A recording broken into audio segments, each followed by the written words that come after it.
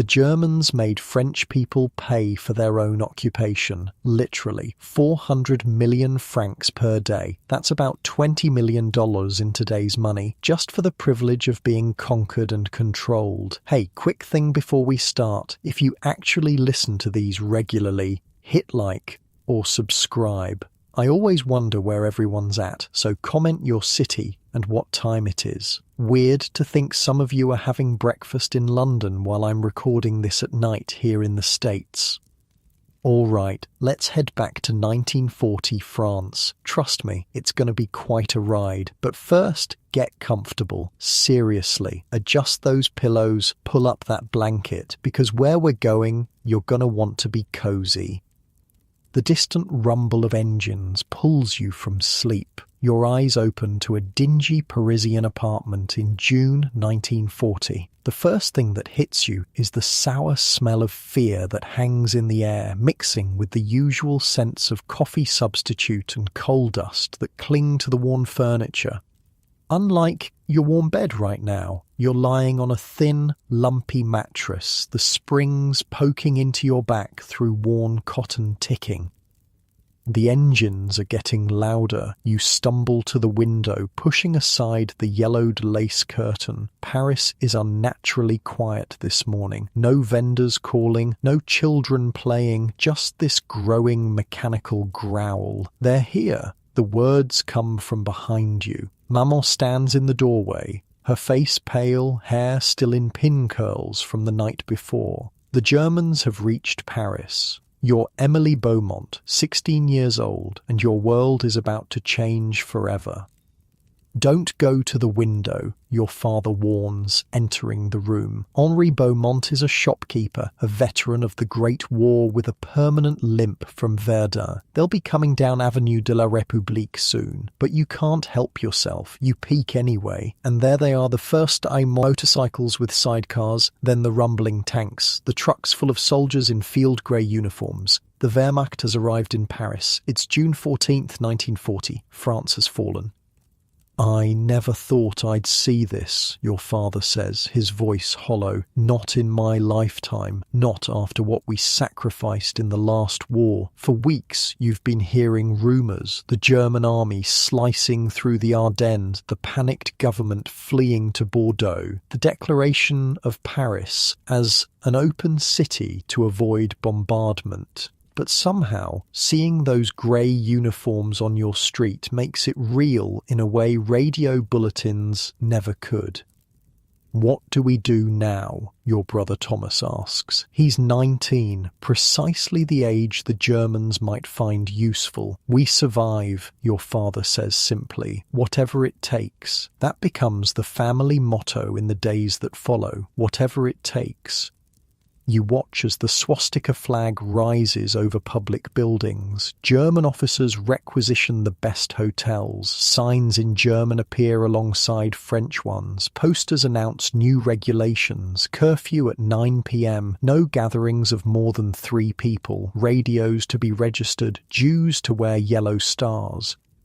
The occupation begins with an eerie politeness. German soldiers pay for what they take from shops, though the exchange rate has been artificially set to favour them enormously. 1 German mark is worth 20 francs. Highway robbery that lets even the lowest-ranking German private buy up luxury goods Parisians can barely afford. They're looting us with fountain pens instead of guns, your father mutters as a German officer pays a pittance for the finest cognac in his shop.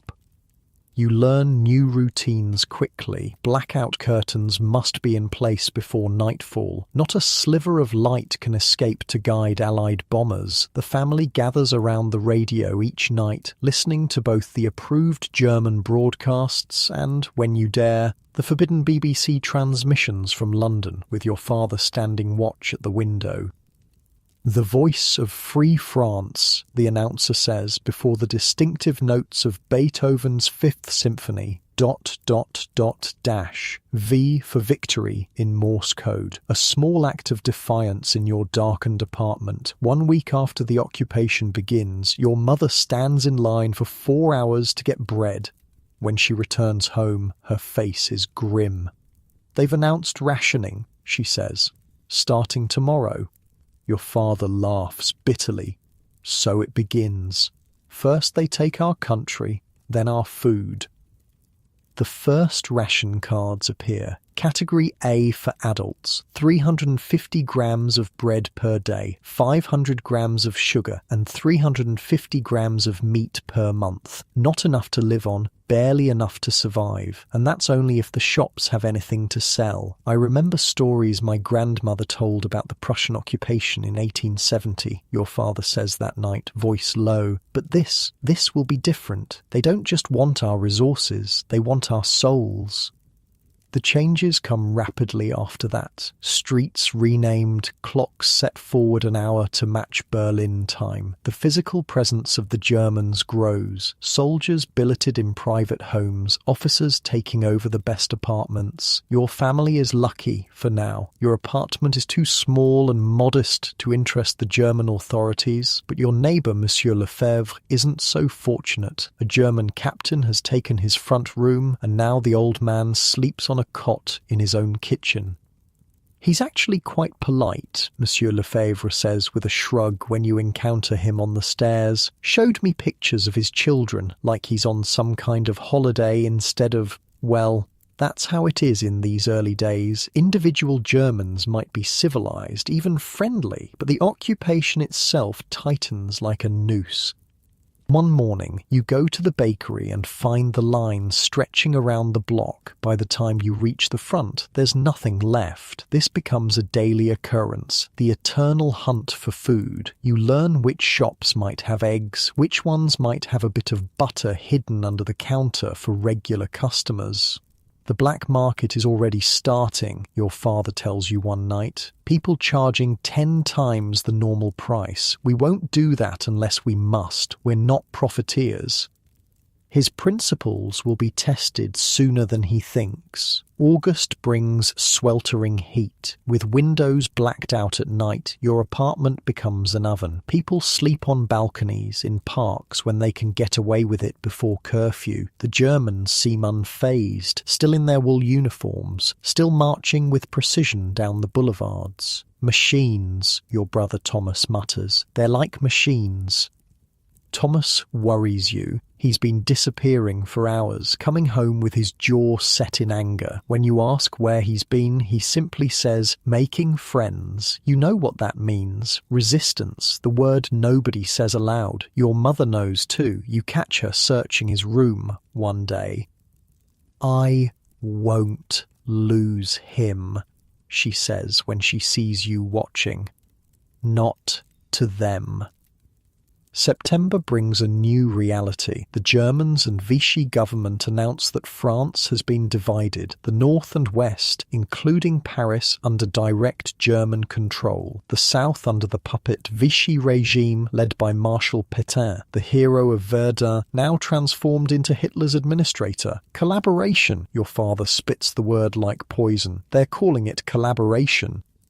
You soon see what collaboration means. Some Parisians adapt too eagerly to the new order. The manager of the cafe on the corner now saves his best tables for German officers. Madame Rousseau down the street boasts about her new German boyfriend. The newspaper editor who lives in the building across from yours begins publishing pro-German articles. Remember their faces, your father says quietly. All of them. October brings the first real food shortages. The vegetable market that was once bursting with produce now offers a few withered carrots, some unripe potatoes. Meat appears once a week at most. Your mother learns to make soups from almost nothing. Water, a few vegetables, herbs grown in window boxes. At least we have bread, she says, carefully slicing the daily ration into precise portions. But even bread becomes scarce. The German army takes the best flour for itself. What remains for Parisians is a greyish loaf that tastes of sawdust. Your father's shop struggles. German regulations require him to reserve his best merchandise for occupying forces. What remains are the dregs he can barely sell to his French customers. "We can't go on like this," he tells your mother one night when he thinks you're asleep. "The winter will be brutal." "What choice do we have?" she asks. "There's always a choice," he replies. The next day, your father closes the shop early. When he returns home, he's carrying a package wrapped in newspaper. "Real coffee," he says, unwrapping the bundle to reveal the brown beans you haven't seen in months. "And sugar. White sugar." "Where did you get this?" your mother asks, her eyes wide. "Best not to ask," he says. "But we'll eat tonight. A real meal." The black market, the system outside the system. Your principled father has crossed a line he swore he wouldn't, but principles don't fill empty stomachs. That night, you feast, relatively speaking. Coffee that doesn't taste of acorns or chicory, a thin slice of ham your father produced from somewhere, white bread instead of the grey loaves. It's not the abundance of pre-war days, but it feels like a miracle. "We won't speak of where this came from," your father says. "Not outside this room." November arrives with biting cold. Coal is rationed severely, just enough to heat one room for a few hours each day. Your family gathers in the kitchen, the warmest spot in the apartment, huddled in coats and blankets. "The Germans get all the coal they want," Thomas says bitterly, watching his breath fog in the kitchen air. You're wearing 3 layers of clothing, sleeping under every blanket in the house, and still the cold seeps into your bones. Your father develops a cough that doesn't go away. Your mother's hands are chapped and raw from washing clothes in icy water, and still the Germans march down your street each morning, looking well-fed and warm in their wool coats. One day, you're standing in line for your bread ration when a well-dressed woman walks to the front, ignoring the queue. She speaks briefly to the baker, hands him something, and leaves with a large loaf. "Collaborator," the woman behind you hisses. "Sleeping with a German officer, they get special treatment." You begin to notice more of them, the French who have decided their best chance of survival is to embrace the occupation. They eat at restaurants where no ration cards are required. They wear new clothes while everyone else patches and mends. They never stand in line. "There are 2 Frances now," your father says when you tell him what you saw. "Those who resist and those who collaborate, and a lot of people caught in between, just trying to survive." December brings the darkest days, both literally and figuratively. Electricity is severely rationed. Your apartment is dark by 7 p.m, save for a single dim bulb in the kitchen. You go to bed early because there's nothing else to do in the darkness, huddled together for warmth. Christmas approaches with little to celebrate. Your mother somehow produces a small chicken, you don't ask how, and makes a feast that almost feels normal. For dessert, there's a cake made with hoarded sugar and the last of the real chocolate your father had hidden in the shop. "To better days," your father toasts, raising a glass of watered-down wine. "To France," Thomas adds, his eyes hard. You notice your brother has a new scar on his hand. When you ask about it later, he shrugs. Caught it on a nail. You don't believe him, but you don't press. The less you know about certain things, the safer you all are. New Year's Eve, 1940, half a year of occupation behind you. Who knows how many ahead? Your family sits in the kitchen, the only heated room, listening to the distant sounds of German officers celebrating in the requisitioned hotel down the street.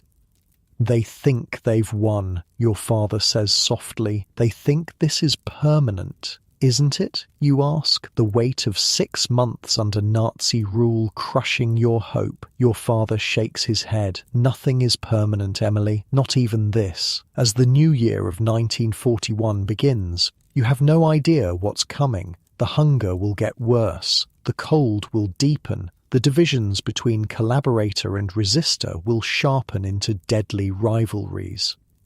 And your family will face choices you never imagined having to make. The clock strikes midnight. In German-occupied Paris, a new year begins in shadows. You huddle closer to your family, the four of you against the world, and try to believe your father's words. Nothing is permanent. Not even this. But the occupation has only just begun. Outside, the sound of German boots on cobblestones echoes through the dark streets of Paris. Inside, you whisper together, planning how to survive tomorrow and the day after and the day after that, one day at a time. That's all anyone can do now. You look at your family, gathered around the dim light, and make a silent promise. Whatever it takes, you'll survive this together, whatever it takes. By January 1941, Paris has transformed into a ghost of itself. The once vibrant city now sits grey and quiet under the weight of occupation and winter snow. Your bed in your warm room feels miles away from the Beaumont family apartment, where the cold has become a living, breathing enemy. "Get up," your mother whispers, shaking you gently. "The bread line starts early today. If we wait too long, there'll be nothing left."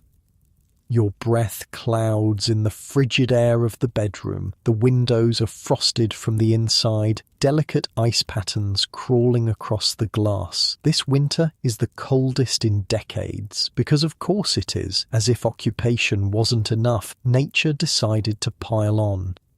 You dress quickly, layering every piece of clothing you own. Wool socks, then another pair over them, 2 sweaters under your coat, a scarf wrapped twice around your face. Your fingers are already stiff with cold as you button your coat. The kitchen is marginally warmer. Your mother has lit the small coal stove, using precisely measured amounts from your dwindling supply. The entire family's weekly coal ration now lasts barely 3 days.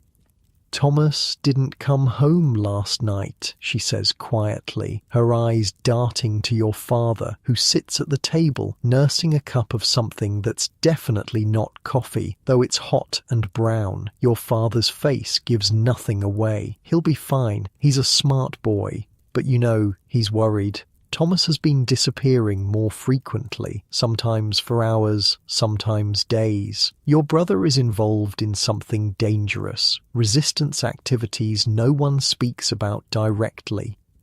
"We need to go," your mother says to you, tying her headscarf. "Henri, try to fix that leak in the roof before it gets worse. We'll bring back whatever we can find." The apartment building's stairwell is even colder than your flat, a frozen tunnel leading to the street. Your neighbour Madame Laurent passes you, her face pinched with cold and hunger. She nods but doesn't speak. No one has energy for pleasantries anymore. Outside, the city is transformed. Snow muffles the sounds, but it can't hide the evidence of occupation. German military vehicles roll down streets while Parisians trudge through snow on foot. Bicycles have become precious commodities since petrol is reserved almost exclusively for German use. "This way," your mother says, tugging you down a side street. "I heard DuPont's might have eggs today." The line at the bakery stretches around the corner, people stomping their feet against the cold. You take your place at the end, knowing you might stand here for 3 hours for a loaf of grey bread that barely qualifies as food. "Did you hear about the Moreau girl?" a woman whispers behind you. "Living with a German officer now. Her family's got heat and real food while the rest of us freeze." "Disgusting," another woman mutters. "I'd rather starve." Easy to say, harder to live by. Collaboration takes many forms in occupied Paris, from the political down to the desperately personal. Hunger makes principles flexible. A German patrol marches past, their boots crunching in the snow. Unlike the French, they look well-fed, their uniforms clean and pressed, their cheeks full and ruddy in the cold. One soldier glances at the bread line, and you catch something in his eyes. Is it pity? Contempt? Does it matter? "Don't look at them," your mother whispers. "Never catch their eye." 3 hours later, you finally reach the front of the line. The baker looks exhausted, dark circles under his eyes. He's been working since 3 a.m. with inadequate flour and fuel. Beaumont, your mother says, sliding her ration card across the counter. 2 category A, 1 category E. The baker's eyes flick to the back of his shop, then back to your mother. Nothing left but ersatz bread today, made with chestnut flour and other things. It's all I can get. Ersatz, the substitute bread made with whatever can be found. Sometimes beans, potatoes, ground, chestnuts. Sometimes things no one asks about. Your mother nods. Whatever you have. He hands over a small, dense loaf that feels like a brick. It will taste like one too, but it's better than nothing. Your mother slips it into her bag like it's gold. Try Madame Fournier, the baker whispers. She might have other things. Tell her Gilbert sent you. Your mother's face reveals nothing, but you know what this means. Madame Fournier operates on the black market, another line to stand in, but for food that doesn't come with ration cards, just astronomical prices. On the way there, you pass the Café Lutetia, once a neighbourhood bistro, now requisitioned as a German officer's mess. Through the windows, you see a scene from another world. Germans laughing, eating real food, drinking wine. A waiter carries a platter with what looks like an actual roast chicken. Your stomach clenches painfully. When was the last time you tasted meat? November? December? Don't look, your mother says again, pulling you along. Madame Fournier's shop is actually the back room of a laundry. Your mother knocks in a particular pattern and the door opens a crack. Gilbert sent us, she says. The door opens wider, revealing a small room where 6 or 7 people wait. Real commerce happens here, without ration cards, without official prices, without Germans skimming off the top. Butter, your mother asks when it's your turn. Madame Fournier names a price that makes your mother's face tighten, but she nods and counts out the money, nearly a week's wages for a lump of butter the size of your fist. And eggs? Please, just 2. Another exorbitant price, another painful payment, but you'll eat tonight? A luxury in this Paris. On the walk home, your mother's bag guarded like the crown jewels, she grabs your arm suddenly, pulling you into a doorway. A German staff car rolls past, stopping in front of your apartment building. Wait, she whispers. 2 German officers exit the car and enter your building. Your mother's grip tightens on your arm. They might be looking for Thomas, she says, her voice barely audible. You wait, heart pounding, for 20 minutes before the Germans emerge again. They're empty-handed, faces unreadable as they drive away. Only then does your mother release her breath. Let's go, your father will be worried. When you reach your apartment, your father is pacing near the window. I saw them, he says, without preamble, looking for young men for labour service. The Service du Travail Obligatoire, the forced labour programme that sends French workers to German factories. It's why Thomas stays away now. Being caught would mean deportation to Germany. We got food, your mother says, changing the subject as she unpacks her treasures. Real butter and 2 eggs. Your father's eyes widen slightly. How much? She tells him, and his face falls, but he doesn't criticise. He knows the choice was this or hunger.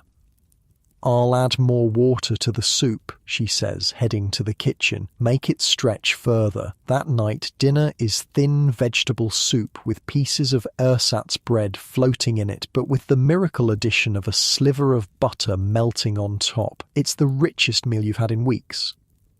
I saw Monsieur Lefebvre today, your father says as you eat. The German captain billeted with him was transferred to the Eastern Front.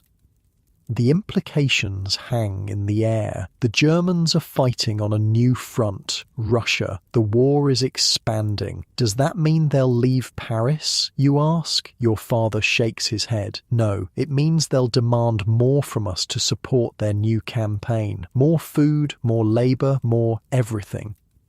He's right. February brings new restrictions, new demands. The ration cards provide even less food. The lines grow longer. More young men disappear, either into hiding or taken for forced labour in Germany. Your school has been closed for weeks due to lack of heating. You spend your days helping your mother in the endless quest for food or huddled in the apartment with books read by candlelight to save electricity. One afternoon, when the sun briefly emerges to melt some of the snow, you're walking home when you see a crowd gathered on your street. As you get closer, your stomach drops. German military police are conducting a raid, checking papers, searching bags, looking for contraband or people in hiding. You could turn around, but they might notice. Better to walk calmly, to act normal. Your papers are in order. You have nothing illegal. Your mother left her black market purchases at home. A German soldier gestures for your papers as you approach. He looks impossibly young, maybe only a few years older than you. Fräulein, he says, holding out his hand. You give him your identity card, trying to keep your hand from trembling. He studies it, then looks at your face. Where are you coming from? The library, you lie. You were actually meeting a friend whose brother has connections to get soap, a luxury now. He looks at you for a long moment, then hands back your papers.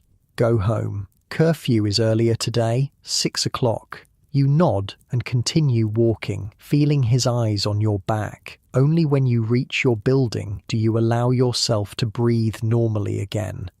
Inside, you find your father listening to the radio. Not the approved German broadcasts, but the BBC, the volume barely audible. He quickly switches it off when you enter. They're checking papers on the street, you tell him. He nods.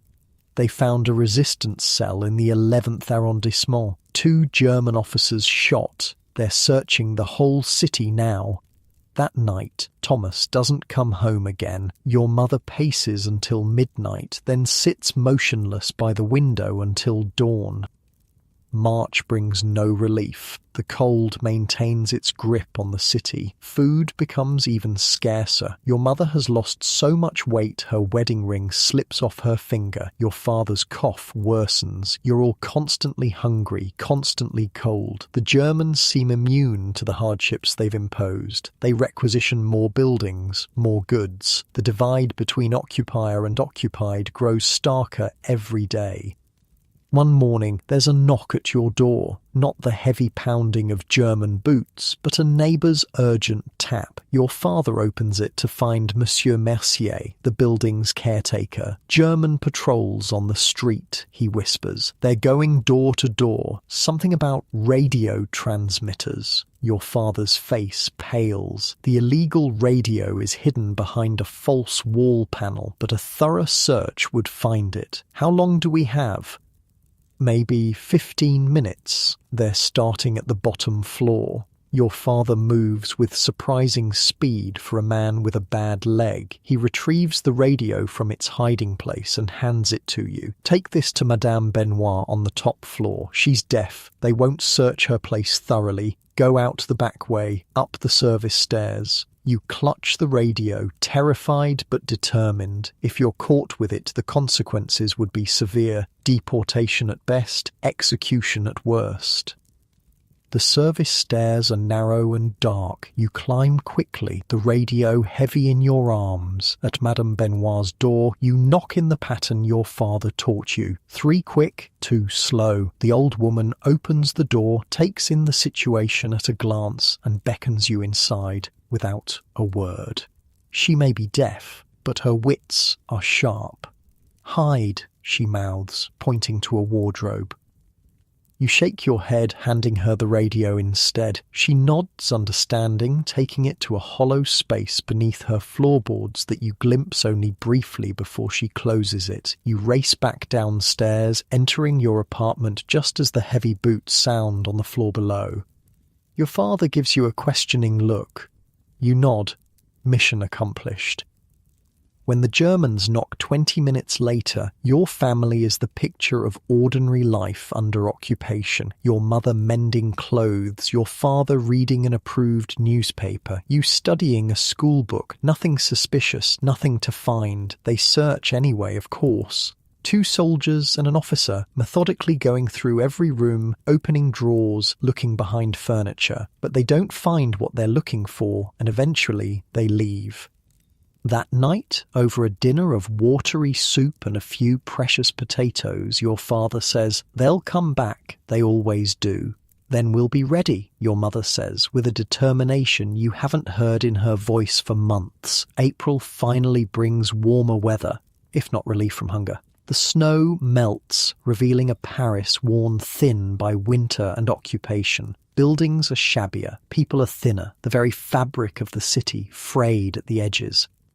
But with spring comes small acts of defiance. Someone paints a V for victory on a wall overnight. Snippets of La Marseillaise, the forbidden French national anthem, can be heard through open windows, and Thomas returns home briefly one night, thin and haunted-looking but alive.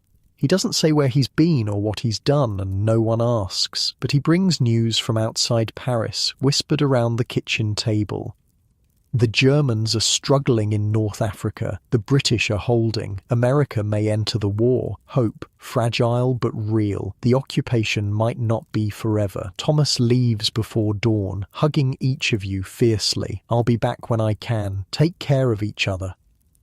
After he's gone, your mother sits at the table, hands clasped tightly. He's right. We need to take care of each other, and that means we need more food.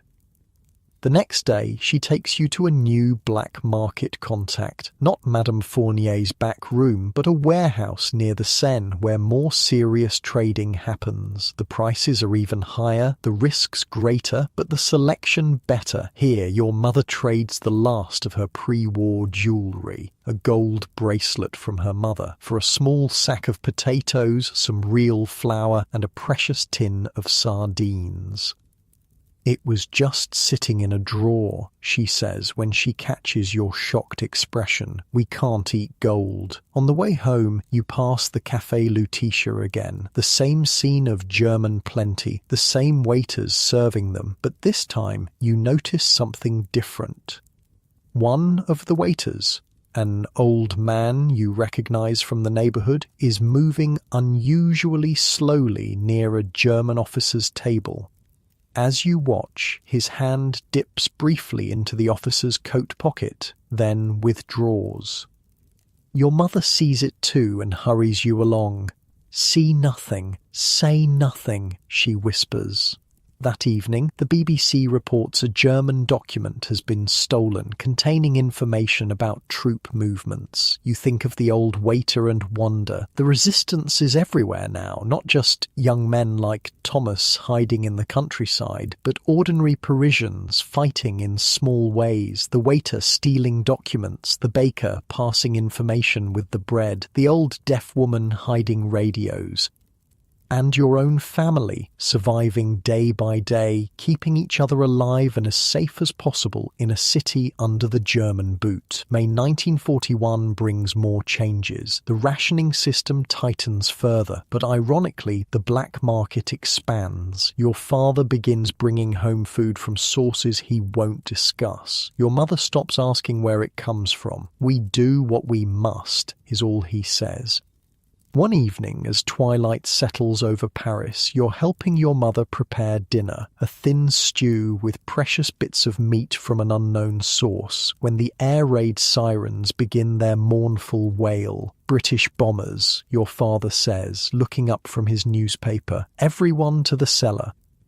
You grab the prepared emergency bag, a change of clothes, a bottle of water, a small first aid kit, and follow your parents down to the building's basement. Other families are already there, spreading blankets in their usual spots, settling in for what might be hours. This is the new normal, the rhythm of life under occupation, hunting for food, avoiding German patrols, hiding from Allied bombs meant to liberate you but just as capable of killing you. In the dim light of the cellar, surrounded by neighbours who have become a kind of extended family through shared hardship, your father leans close and whispers, "This won't last forever, Emily. Nothing does. Remember that." Above you, bombs fall on the city you love, targeting German installations but often hitting French homes instead. The cellar shakes, dust filters down from the ceiling, and someone starts to sing softly. An old French folk song, nothing political, just a reminder of who you are and what remains when everything else is taken. Other voices join in, a quiet chorus in the darkness. German boots may march on the streets above, but here, underground, Paris keeps its heart beating, waiting for the day when it can reclaim its streets, its buildings, its very soul. The spring of 1941 crawls forward. The occupation deepens, the hunger sharpens, but so does the resistance, both the organised kind your brother has joined and the daily kind your family practices just by surviving, by not surrendering who they are despite everything. "We are still here," your father says on a rare good day when the sun shines and your mother has somehow created a meal that almost satisfies. "Still French, still ourselves. That's a victory they can't take from us." And in that moment, huddled around your kitchen table while German patrols pass on the street below, you believe him. You have to. The train rattles and shakes as it carries you away from Paris. Summer 1942, 2 years into the occupation, and your parents have finally made the difficult decision to send you to the countryside. Your father's words echo in your mind. "There's more food there, Emily, and fewer Germans." You press your face against the grimy window glass, watching the bombed-out suburbs give way to rolling fields. The compartment is crowded with other Parisians fleeing the increasingly desperate city, mostly children and elderly being sent to rural relatives. The woman across from you clutches a small suitcase on her lap. "My sister has a farm near Clermont," she tells you, noticing your stare. "I haven't seen her in 3 years." "My uncle has a farm in Auvergne," you reply. "Uncle Marcel, your mother's brother, who wrote saying he could take you in. Are there many Germans in the countryside?" The woman's mouth tightens. "They're everywhere now, but fewer eyes watching, if you understand me." You do. In Paris, German soldiers stand on every street corner. Neighbours might be informants. The walls themselves seem to have ears. But in the countryside, there are woods and fields, barns and cellars, places to hide, to resist, to breathe. After 6 hours, the train wheezes to a stop at a small station. Only a handful of passengers disembark. You step onto the platform, clutching your single bag containing everything your parents thought worth sending. Clothes, a few books, your identity papers carefully sewn into the lining. "Emily." A tall man waves from the edge of the platform. "Uncle Marcel." You've only met him twice before, but you recognise his bushy moustache, like your mother's eyebrows, but on his upper lip. He embraces you quickly, then takes your bag. "Come, the cart is waiting. We should be home before dark." The cart is a horse-drawn wagon, the horse so thin its ribs show through its dull coat. "Gasoline is only for Germans and officials now," Marcel explains as he helps you climb up. "But old Gustave here still runs on hay." He pats the horse's flank affectionately. You notice calluses on his hands, dirt under his fingernails. A farmer's hands, nothing like your father's shopkeeper's palms. The countryside rolling past is both beautiful and strange to your city eyes. Fields of wheat ripple in the breeze, orchards heavy with unripe fruit, farmhouses with chickens scratching in the yards. It looks so normal, you say, surprised.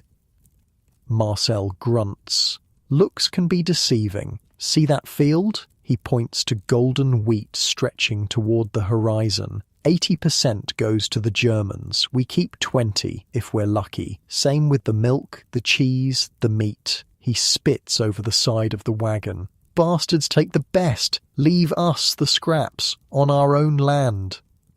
This is your first glimpse of rural occupation, different from Paris, but still the same fundamental story. The Germans taking everything, the French finding ways to survive with what remains. Your mother said you've been hungry in Paris, Marcel says after a while.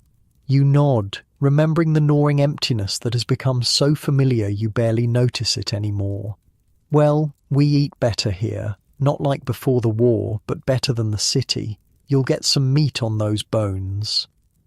You wind along country roads for nearly 2 hours. Occasionally, Marcel tips his hat to farmers working in the fields or women hanging laundry outside stone cottages. Once, he abruptly turns down a side road when he spots a German truck in the distance. Better not to be seen if you don't have to be, he explains. Finally, as the sun begins to set, you arrive at a stone farmhouse nestled against a backdrop of rolling hills. A woman emerges from the doorway, wiping her hands on her apron. Marie, Marcel calls. Look who's finally arrived. Aunt Marie is your mother's sister, though they look nothing alike. Where your mother is thin and angular, Marie is round and solid. Her smile crinkles her entire face as she envelops you in an embrace that smells of bread and herbs. Mon Dieu, your skin and bones, she exclaims, holding you at arm's length. Come inside. Dinner is almost ready. Inside the farmhouse is worn but comfortable. A large wooden table dominates the main room, with a cast-iron stove radiating blessed heat. A girl about your age sits shelling peas into a bowl. This is Claudette, our daughter, Marie says. She'll show you where you'll sleep after we eat. Dinner is simple but shockingly abundant to your Paris-accustomed eyes. A soup thick with vegetables, fresh bread, real bread, not the grey substitute you've been eating for years, a small portion of rabbit which makes your mouth water just looking at it, and to finish, a bowl of fresh cherries. Is this normal, you ask, embarrassed but unable to hide your amazement? Marcel and Marie exchange glances. This is a good day, Marcel says carefully. We don't eat like this every night, but we don't starve. Later, lying in the small attic bedroom you'll share with Claudette, you hear your relatives talking in low voices downstairs. Her parents did the right thing sending her, Marie says. She looks half dead. The city is being squeezed dry, Marcel replies. Pierre from the village came back from Paris last week, says people are collapsing in the streets from hunger. Will it be any better here by winter? The requisitions keep increasing. We'll manage. We always do. And we have other resources. The conversation drops to whispers you can't make out, and eventually you drift into the deepest sleep you've had in months, your stomach full for the first time in memory. Morning comes early on a farm. You're awakened by a rooster crowing and the sounds of movement downstairs. Claudette is already gone from her bed. You dress quickly and head down to find the family at breakfast. More bread, some cheese, and bowls of a hot drink that smells like roasted grain. Not real coffee, Marie apologizes, seeing you sniff at it, but it's hot and fills the stomach. What can I do to help? You ask, suddenly aware you're another mouth to feed in a household already struggling under occupation. You can gather eggs with Claudette, Marcel says, and learn to milk the cow. Everyone works here.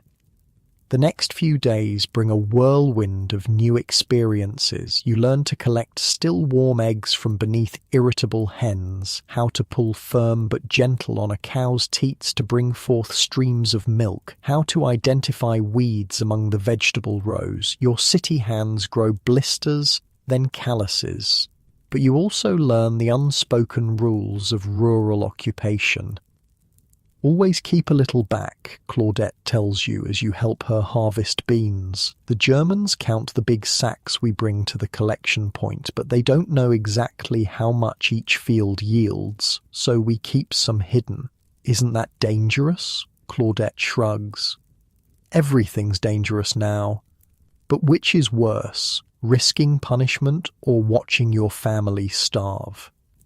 You learn about the hiding places, false walls in the root cellar, hollow spaces beneath floorboards, even caches buried in the fields themselves. The official production goes to the collection centres, where German officials meticulously record every kilogram. The unofficial production keeps the family alive. The trick, Marcel explains one evening, is to give them enough that they don't get suspicious, not so much that you have nothing left for yourself. It's a precarious balance, one that every farmer in the region has learned to maintain. You've been at the farm for 2 weeks when you witness your first act of serious resistance. You're helping Marcel repair a fence in the south pasture when a man emerges from the woods bordering the property. He's dirty, thin, with several days of beard growth, and he's limping badly. Marcel straightens, eyes narrowing, then relaxes as he seems to recognize the man. Jean, he says simply. The man approaches cautiously, eyes darting around. Marcel, I need help. Marcel nods toward you. My niece, from Paris. She's safe. Jean gives you a searching look, then turns back to Marcel. Group of us hiding in the old quarry. Germans nearly found us yesterday. Henri took a bullet in the leg. How many? 8 now. 2 more joined last night. Young boys running from the labour draft. Marcel is silent for a long moment, then nods. Come to the barn after dark. Back entrance. I'll have what I can spare. Jean melts back into the woods without another word. Marcel turns to find you staring. You saw nothing, he says firmly. Heard nothing. Understand? You nod, a mixture of fear and excitement coursing through you. The resistance, the maquis, as people have started calling the rural fighters, is not just a rumour or a hope. It's real, and your uncle is involved. That night, after everyone else is in bed, you watch from your attic window as Marcel carries sacks to the barn. He emerges empty-handed an hour later. You never see Jean or anyone else, but the next morning the sacks are gone. I won't lie to you, Marcel says when he catches you looking questioningly at him over breakfast. It's dangerous what we do, but there are boys your brother's age hiding in those woods, someone's sons. They're fighting for all of us.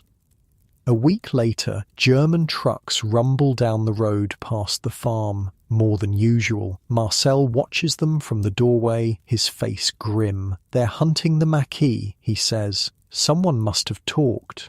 That afternoon, smoke rises from the direction of a village about 5 kilometers away. The acrid scent carries even to the farm. Reprisals, is all Marcel will say. You learn the details later from whispers at the market in town. The Germans found a maquis hideout, shot 3 fighters, captured 2 more. Then they went to the nearest village, Valenciennes, accused them of supporting the resistance and made an example. Houses burned. The mayor and schoolteacher executed in the town square. 20 young men loaded onto trucks, destination unknown. The mood in the countryside changes after Valenciennes. Fear hangs heavier in the air. People speak in whispers even when no Germans are present. Marcel no longer takes the direct road to town, instead winding through back lanes and forest paths. But resistance continues, perhaps even stronger now. More young men disappear into the woods to join the Maquis rather than submit to the labour draft. And not just men. You spot young women sometimes carrying baskets into the forest that seem too heavy for mushroom gathering. August brings the harvest, and with it, German officials watching closely. They station soldiers in the fields to ensure nothing is held back. Farmers work under the eyes and guns of the occupiers, harvesting crops they will barely taste themselves. "Look at them," a neighbour farmer mutters as you help load wheat onto a wagon. "They don't know the first thing about farming, but they tell us how to do it on land our families have worked for generations."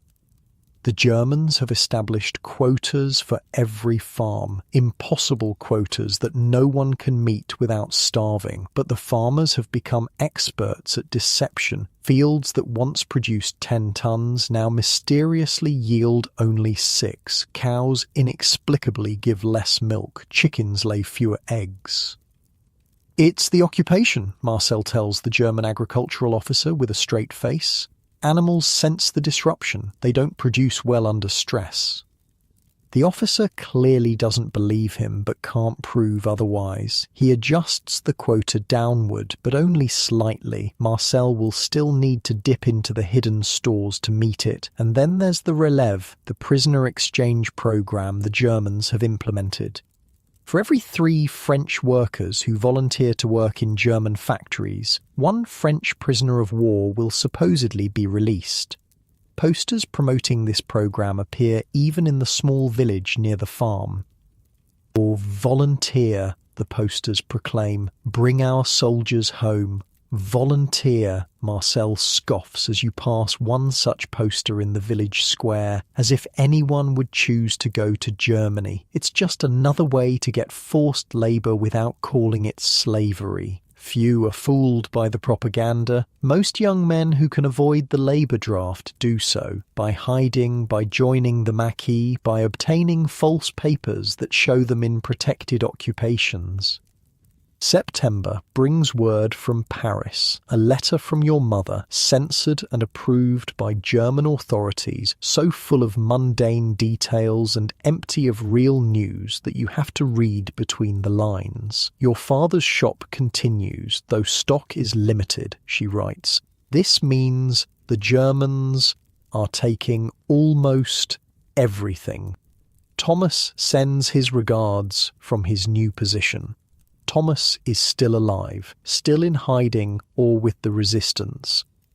"We think of you always and hope you are well fed in the country air. They are still hungry. They hope you are not." You write back just as carefully, telling them about farm life without mentioning the resistance activity, the hidden food stores, the smoke rising from punished villages.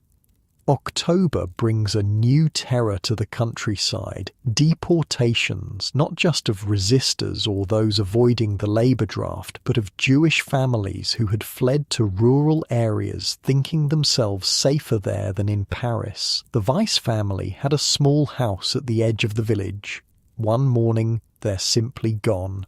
German police and French gendarmes arrived before dawn. Neighbours whisper, loaded them into trucks, even the children. "Where did they take them?" you ask Marie, who's heard the news from the butcher's wife. Marie shakes her head. "East," they say, "special camps," but no one really knows. The fear spreads through the village like wildfire. Who might be next? What other categories of undesirables might the Germans target? That night, Marcel returns from a secretive meeting in the village with new resolve in his eyes. "We're expanding the network," is all he tells Marie. More people are making the right choice now. November brings early snow and news that the labour draft, the Service du Travail Obligatoire, STO, will soon become compulsory for all men aged 18 to 50. No more pretense of volunteering. "They need workers desperately," Marcel explains over dinner. "Their war in Russia isn't going as planned."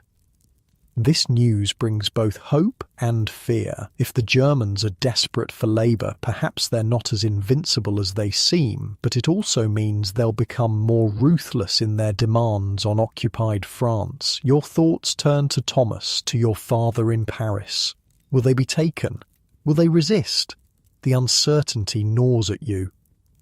Late one night, you're awakened by voices below your window. Slipping out of bed, careful not to wake Claudette, you peek outside to see Marcel talking with several men at the edge of the farmyard. They're loading packages onto horses, not just food this time, but what look like weapons wrapped in cloth. In the morning, Marcel is tight-lipped and tired. When Marie asks him directly where he went, he simply says, "Better you don't know."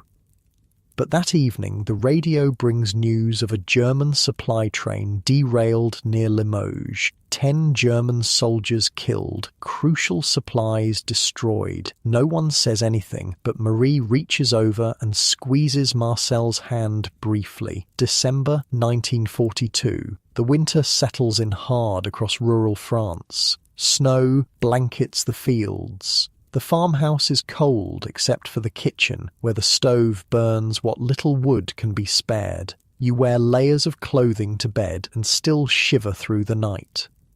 Food remains more plentiful than in Paris, but the German requisitions have increased again. Marcel has had to dip deeper into the hidden stores. What was meant to last until spring might run out by February. "We'll manage," Marie says firmly when you overhear them discussing it. "We always do." Christmas approaches with little festivity.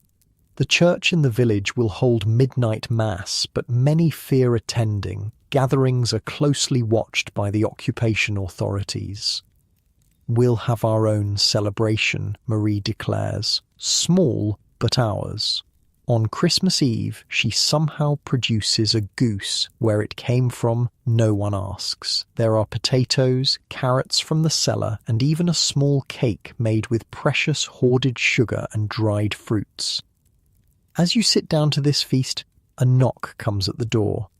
Marcel tenses, hand moving toward the drawer where you know he keeps a pistol. Marie makes a small, frightened sound. But it's not the Germans. It's the postman, Jules, red-faced from cold and clearly apologetic about the late hour. "Special delivery from Paris," he says, handing Marcel a small package. "Came on the afternoon train. Thought you'd want it tonight, what with it being Christmas Eve." The package is from your parents. Inside is a letter, again carefully written to avoid censorship, and small gifts, a hair ribbon for you, knitted socks for everyone, and a tiny bottle of real perfume for Marie that makes her eyes well up. "Your mother saved this for years," she says, dabbing a precious drop behind her ear. "She knows how I missed such luxuries." That night, sitting around the table with your aunt and uncle and cousin, the goose filling the farmhouse with rich aromas, you realize something has changed in you. Paris seems distant now, almost dreamlike. This farm, these people, this life of constant work and risk and resistance has become your reality. You miss your parents desperately. You worry about Thomas, but there's something else too, a pride in what your rural family is doing. Not just surviving, but fighting back in their own way, hiding food from the Germans, helping the Maquis, maintaining their humanity despite everything. "To France," Marcel says, raising his glass of watered wine. "The real France. Not what they've tried to make of her."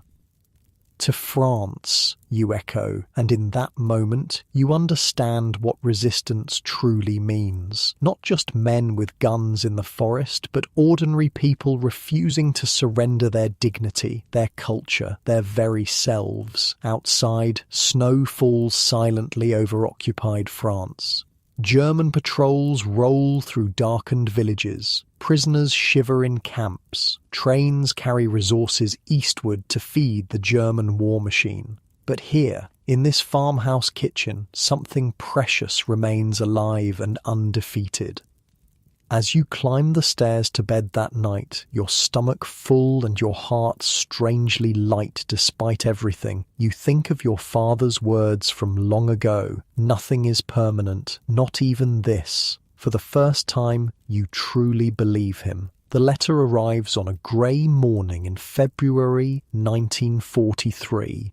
Uncle Marcel's face darkens as he reads it, then wordlessly passes it to you. Your mother's handwriting, shakier than usual.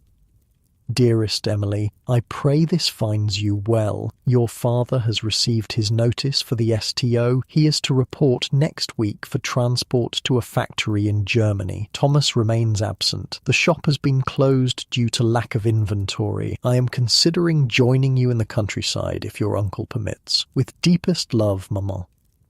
The service du travail obligatoire, the forced labour draft that's no longer pretending to be voluntary, men being shipped to Germany like cattle to work in factories while German men fight on the front lines. My father is 52, you say, voice barely audible.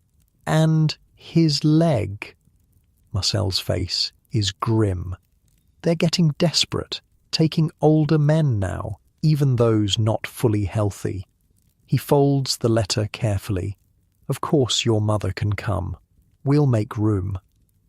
The German war machine is hungry for workers. Their campaign in Russia isn't going as planned, and they need more men on the front lines, which means they need French workers to replace German factory workers. The Vichy government, ever compliant, has made it legal through the STO.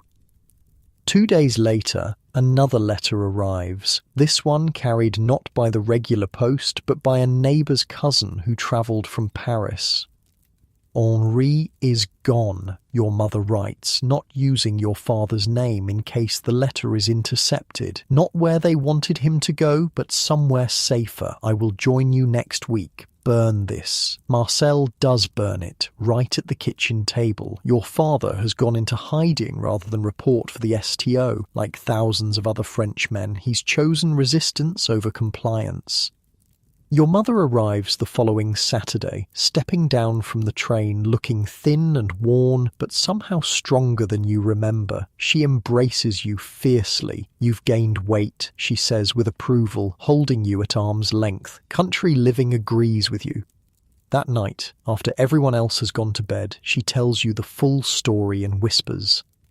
The Germans came to the shop first, looking for your father. He'd already left. A friend warned him they were checking addresses of men who hadn't reported for STO duty. He's with a group of other men from the neighbourhood, hiding in an abandoned factory outside the city. Will he be safe? You ask. Your mother's smile is strained. Safer than in Germany. The conditions there. She shakes her head. We've heard stories. Men worked to death, barely fed, beaten if they slow down. And Thomas, you dare to ask, still with his resistance group. He managed to get a message to me before I left. He's somewhere in the south now. Her voice drops even lower. He's involved in something important, he said. I try not to think about what that means. The next morning, Marcel takes your mother aside for a long conversation. You can guess what they're discussing. The resistance activities happening around the farm, whether she wants to know details or remain ignorant for her own safety. Later, you find her in the barn, helping Marie collect eggs. There's a new determination in her movements. I've spent too long just trying to survive, she tells you when she notices you watching. It's time to do more. March 1943 brings a new phase of the occupation to rural France. The Germans, frustrated by increasing resistance activity, step up their presence even in small villages. Checkpoints appear on country roads. Patrols stop farmers in their fields, demanding papers. German trucks rumble through the village daily. They're squeezing tighter, Marcel observes one evening.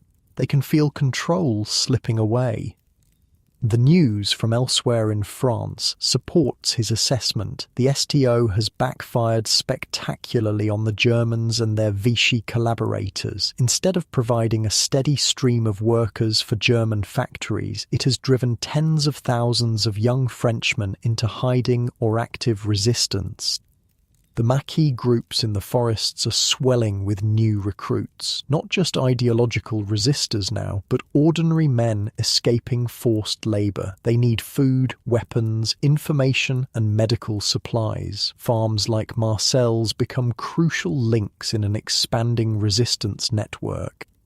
Your mother adapts quickly to farm life and resistance work. Her city skills prove unexpectedly valuable. She can mend clothing better than Marie, and her experience managing your father's shop makes her excellent at inventorying and distributing the supplies Marcel collects for the Maquis. The Germans think women are harmless, she says with grim satisfaction one day as she sews a false bottom into a market basket. They rarely search us thoroughly. Their arrogance is our advantage.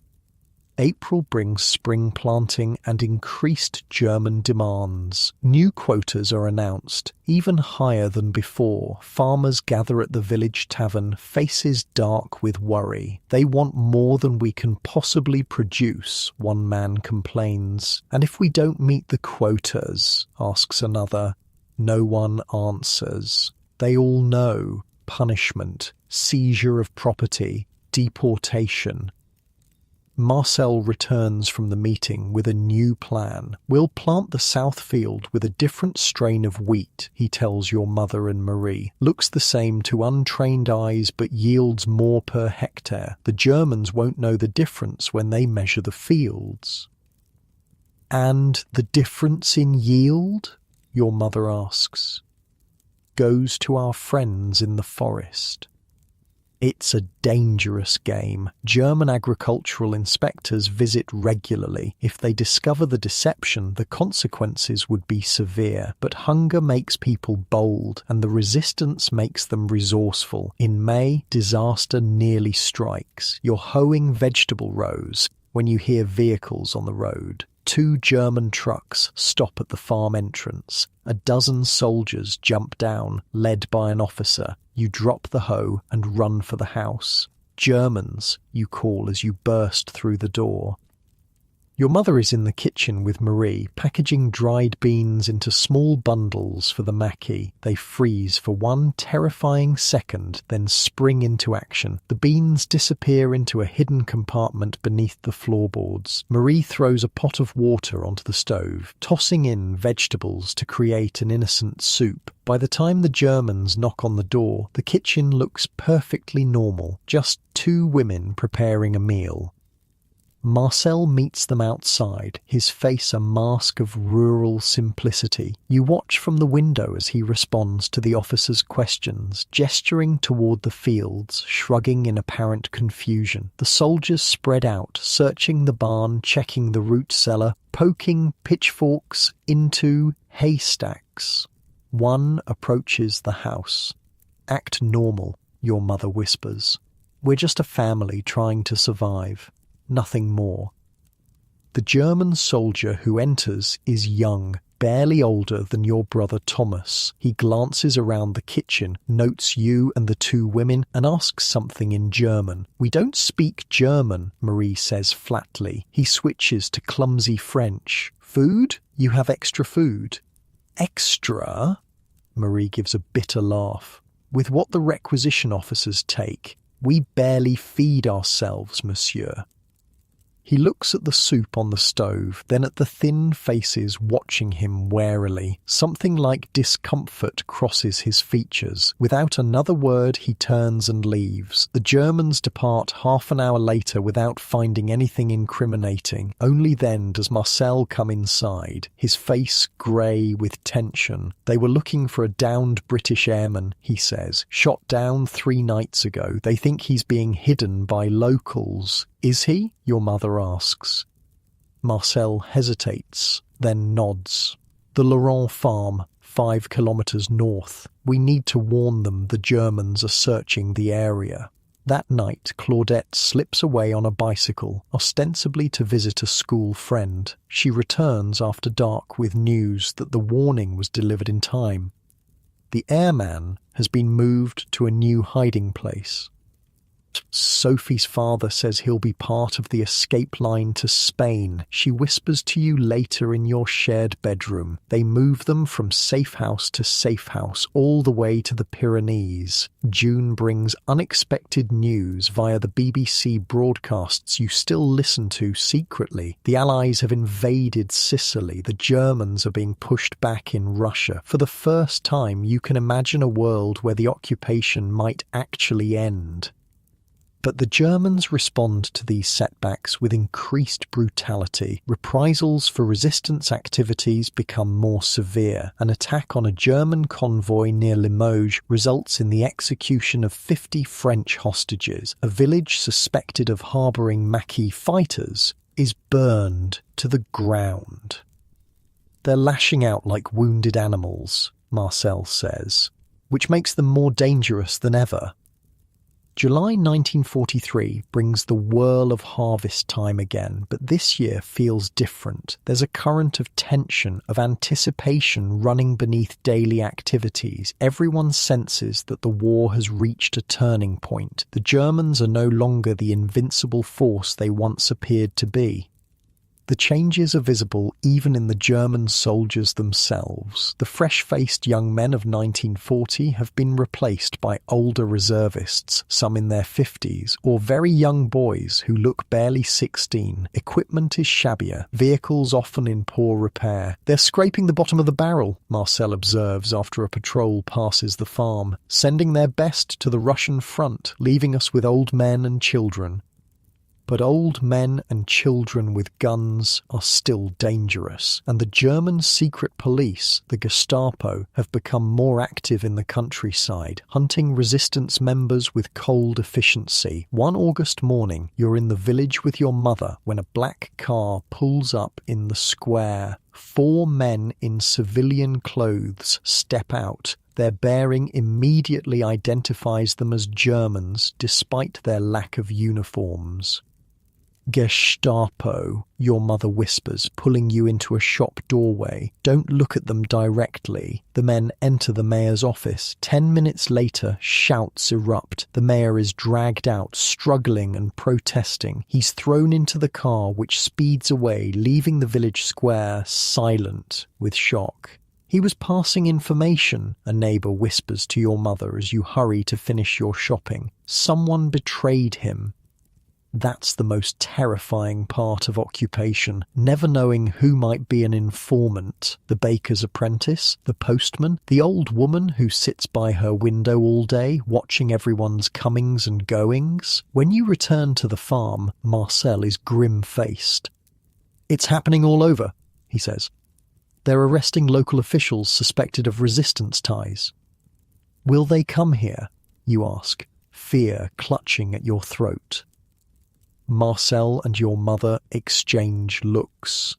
"We've been careful," he says finally, "but we should be prepared. Marie, show Emily and Claudette the escape route." That afternoon, Marie takes you and Claudette into the woods behind the farm. She points out a nearly invisible path winding through dense underbrush. "If Germans ever come and we tell you to run, you follow this path. It leads to an old charcoal maker's hut 3 kilometers in. Wait there until someone comes for you." "Who will come?" Claudette asks. "Someone who will say, 'The cherries are ripe this year.' You answer, 'But the birds have taken most.' Then you know they're safe. Passwords, escape routes, hidden messages, the machinery of resistance has become part of your daily life, as normal as feeding chickens or milking cows." September brings another letter from your father, passed through the resistance network rather than the censored mail. He's now with a Maquis group near Lyon, he writes, mostly men avoiding the STO, with a few experienced fighters leading them. The Germans control the roads and villages, but the forests and mountains belong to us. Your mother reads the letter with tears in her eyes. Your father, a middle-aged shopkeeper with a bad leg, has become a resistance fighter. The world has turned upside down. Will it ever go back to normal? You ask her that night as you sit mending clothes by lamplight. She considers the question seriously. No, she says finally. Even when the Germans leave, and they will leave, Emily, France will be changed forever. We will be changed. You think about this as you stitch a patch onto one of Marcel's work shirts. You've been changed already, from a city girl concerned with school and friends to someone who can milk cows, spot German patrols, and carry messages for the resistance without betraying terror. October 1943 brings rain and mud, making farm work miserable but also hampering German mobility. Their trucks get stuck on rural roads, patrols stay closer to villages. The Maquis use the opportunity to expand their control of remote areas. Marcel now spends several nights a week away from the farm, returning muddy and exhausted but saying nothing about where he's been. Your mother has taken over many of his daily farming duties, her city hands now as calloused as any farmer's wife. One rainy night, you're awakened by voices in the kitchen below. Creeping down the stairs, you see Marcel has returned with 3 men, all armed, all as muddy and exhausted as he is. The Germans hit the camp near Montauban, one is saying. 15 dead, the rest scattered. They had planes, another adds bitterly. How do you hide from planes? We need better weapons, says the third. Hunting rifles won't stop armoured cars. Marcel notices you on the stairs. Emily, come down. These men need food before they move on.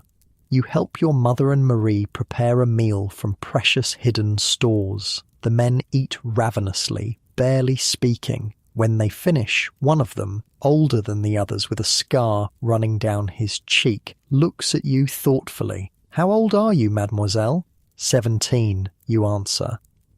He nods.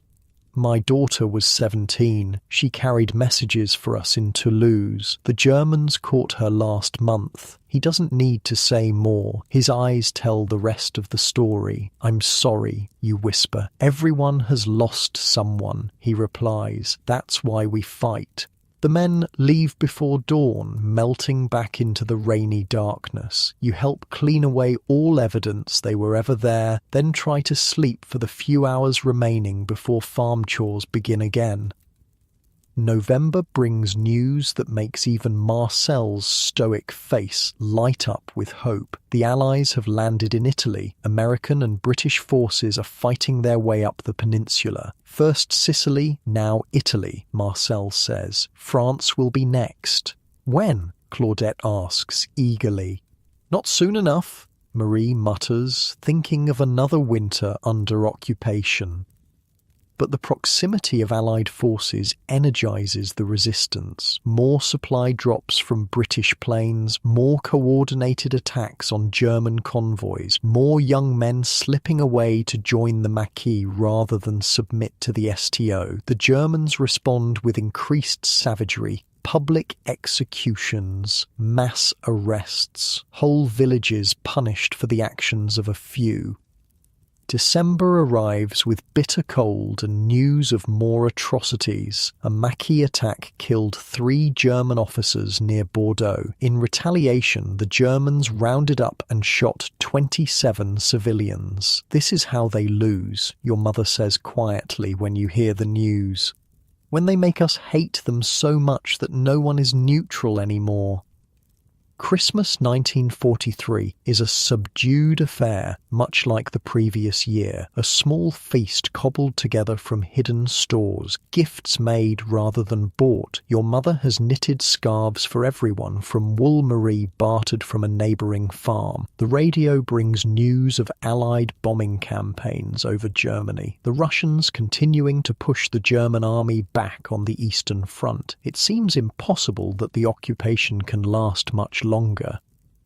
Yet it does last. January 1944 arrives with snowstorms and increased German paranoia. More checkpoints, more searches, more arrests. They know invasion is coming, Marcel says. They're trying to crush the resistance before the Allies land. February brings a blow that shakes even Marcel's resolve. The mayor of a nearby town, a key resistance contact, is arrested along with his entire family. A week later, word comes that they've all been deported to Germany. "We're being betrayed," Marcel says grimly. "Someone is informing. Suspicion spreads through resistance networks like poison. Who can be trusted? Who might be giving names to the Germans? Long-time neighbours eye each other warily. Even within your household, conversations become more guarded." March brings a letter from Thomas, the first direct word you've had from your brother in nearly a year. Like your father's letter, it comes through the resistance network, passed hand to hand until it reaches your mother. "I'm with a group near the Spanish border," he writes. "We're preparing for something important this spring. Tell Emily her big brother misses her but is doing necessary work. Tell her I'm fighting for her future."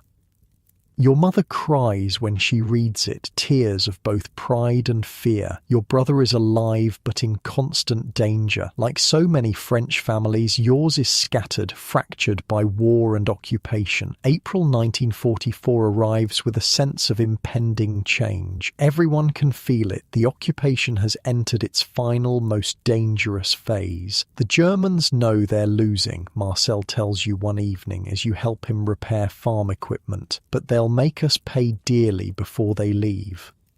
This prophecy proves tragically accurate. A German convoy is ambushed near Lyon, leaving 12 soldiers dead. The Germans surround the nearest village, Oradour-sur-Glane, allegedly a resistance stronghold. Men are shot in barns and garages. Women and children are locked in the church, which is set on fire. In all, 642 civilians are massacred. The news sweeps through the countryside, leaving horror and renewed determination in its wake.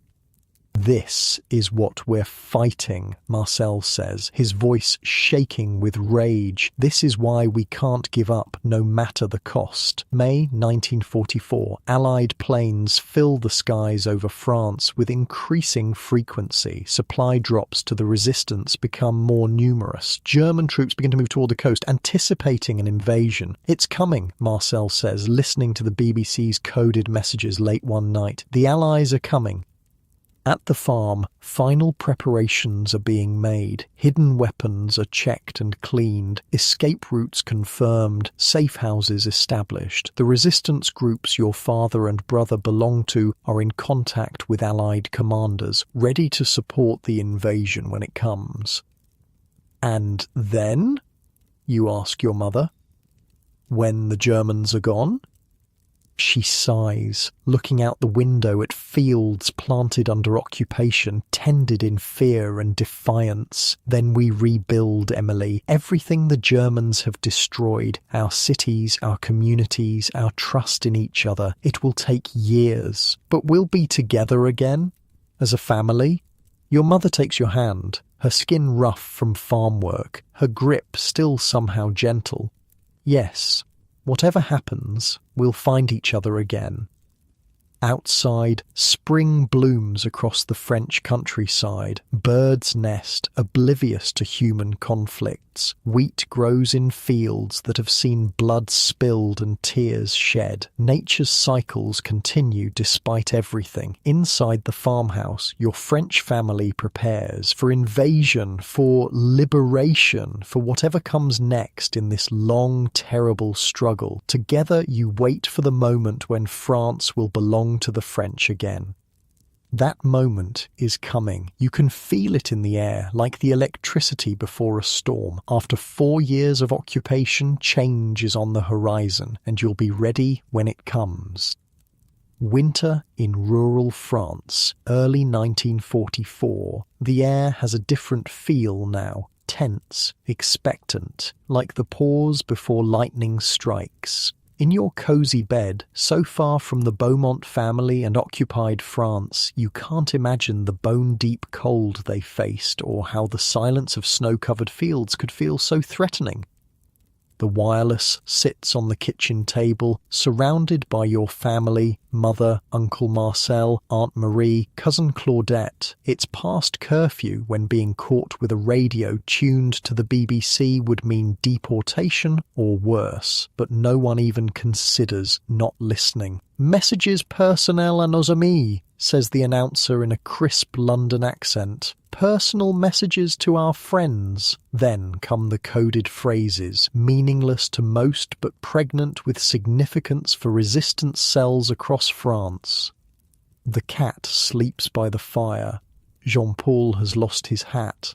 The baker's daughter wears blue ribbons. Marcel nods at one particular message. Your mother raises an eyebrow in question, but he shakes his head slightly. Better she doesn't know the specifics. Plausible deniability, they call it now. Back then, it was just survival. After the broadcast, Marcel pulls on his coat. "Don't wait up," he tells Marie, kissing her weathered cheek. "Be careful," she says, the same words she said hundreds of times over the past 3 years. He nods, then slips out into the darkness. Another night meeting with the Maquis, another mission, another risk. "Will this ever end?" Claudette asks after he's gone, her voice small in the quiet kitchen. Your mother's face is tired but determined in the lamplight. "Yes, this year, I think. The Germans are losing ground everywhere now." "Then why are they getting worse here?" Claudette persists. "The executions, the deportations, because they're desperate," your mother answers, "and desperate men are dangerous." The desperation is evident everywhere. German patrols stop people randomly on country roads, checking papers, searching bags. Propaganda posters appear even in small villages, warning of the terrorist gangs in the forests, their term for the Maquis fighters. Collaborators grow bolder, thinking the Germans might reward their loyalty when the final reckoning comes. You've seen it at the market in the village, the way Monsieur Fournier, who sells German officers the best cuts of illegal meat, now openly mocks families of known resistance members, the way young women who've taken German lovers walk proudly, arm in arm with them through the square, accepting the cold stares of neighbours as the price of full stomachs and warm homes. "I'd rather starve," Marie muttered last week when you passed one such woman, her hair freshly styled, her coat new and clean amid the shabby clothing of everyone else. But it's easy to judge from the relative safety of the farm, where hidden food stores mean you don't face true starvation. In the cities, where people are eating cats and pigeons, such moral clarity must be harder to maintain. Marcel returns just before dawn, muddy and exhausted as usual, but with an unusual brightness in his eyes. "It was a good night," is all he'll say at breakfast, but later you overhear him telling your mother 3 trucks of German ammunition that won't reach the Atlantic Wall, and we got away clean. The Atlantic Wall, the massive fortifications the Germans are building along the French coastline to repel the invasion everyone knows is coming, the forced labour of thousands of Frenchmen supplemented by prisoners and conscripted workers from all over occupied Europe. That afternoon, while you're collecting eggs in the barn, the sound of aircraft makes you step outside, shading your eyes against weak winter sunlight. Not German planes. These are different. Allied bombers flying high overhead, dozens of them headed toward the coast. "They're bombing the Atlantic Wall," Marcel says when he joins you, watching the silver specks disappear into the distance. "Softening it up." That night, more coded messages on the BBC. The next morning, Marcel is gone again, taking the farm's horse and wagon. "Supplies coming," is all Marie will say when you ask where he's gone. You know what this means. An Allied airdrop, weapons, medicine, radio equipment dropped by parachute to the Maquis, who must quickly distribute and hide the material before German patrols find it. Marcel returns after dark with the wagon apparently empty, but later you glimpse him and your mother in the root cellar carefully storing packages wrapped in oilcloth beneath the floorboards. February brings heavy snow and increased German activity. Roadblocks appear overnight. Patrols sweep through forests where Maquis groups are suspected of hiding. People disappear from neighbouring villages, arrested for resistance activities, or sometimes simply for being related to someone suspected of resistance. They took the Moreau family last night, Marie reports after returning from the village. Even the grandmother who can barely walk. Why, you ask, though you already know. Their son was caught with resistance pamphlets in Lyon. The Germans' policy of collective punishment, taking family members when they can't catch the resistance fighters themselves, has become more widespread as their control slips. It's meant to discourage resistance, to make people think twice about the cost to loved ones. Instead, it drives more people into active resistance. What's left to lose when they've already taken your family? March brings thaws, turning roads to mud and making travel difficult for everyone, resistance and Germans alike. But the radio brings heartening news. The Allies are advancing in Italy, the Russians continue pushing west, and most importantly, Allied aircraft dominate the skies over France now. When I was a child, my grandfather told stories about the Prussians in 1870, your mother says one evening as you all sit around the kitchen table, how everyone thought they were invincible, but they left eventually. The Germans will too. The next day, while you're helping Marcel repair a fence, a familiar figure emerges from the woods. Jean, the Maquis contact you've seen occasionally over the past year. But something's wrong. He's staggering, clutching his side. Marcel runs to him, catches him as he collapses. Germans! Jean gasps as Marcel half carries him toward the barn. Ambush at the Laurent farm. Everyone dead. You run ahead to clear a space in the hay. Marcel lays Jean down, pulls back his coat to reveal a spreading blood stain. Get your mother, Marcel tells you. No one else. You run to the house, heart pounding. Your mother follows you back to the barn without question, medical supplies in hand. One look at Jean's wound and her face turns grim. Bullet passed through, but he's lost a lot of blood, she says, cutting away his shirt. And if the Germans are sweeping the area, Marcel nods. We need to move him, tonight, once it's dark. Jean shakes his head weakly. No time. They're coming this way, checking all the farms. Marcel's face hardens. How many? 15, maybe 20, with dogs. How far behind you? Jean coughs, a spray of red misting his lips. Hour, maybe less. Marcel stands. Decision made. Emily, go to the house. Tell Marie to start packing. Just essentials. Claudette knows the escape route to the charcoal hut. You'll leave in 20 minutes. And Jean? Your mother asks, still working on the wounded man.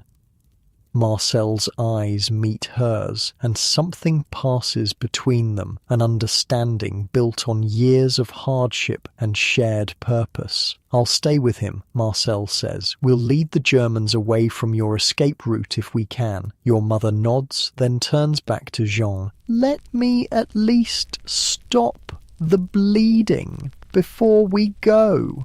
You run to the house, gasping out Marcel's instructions to Marie. She doesn't panic, doesn't ask questions, just starts gathering food, water, warm clothing.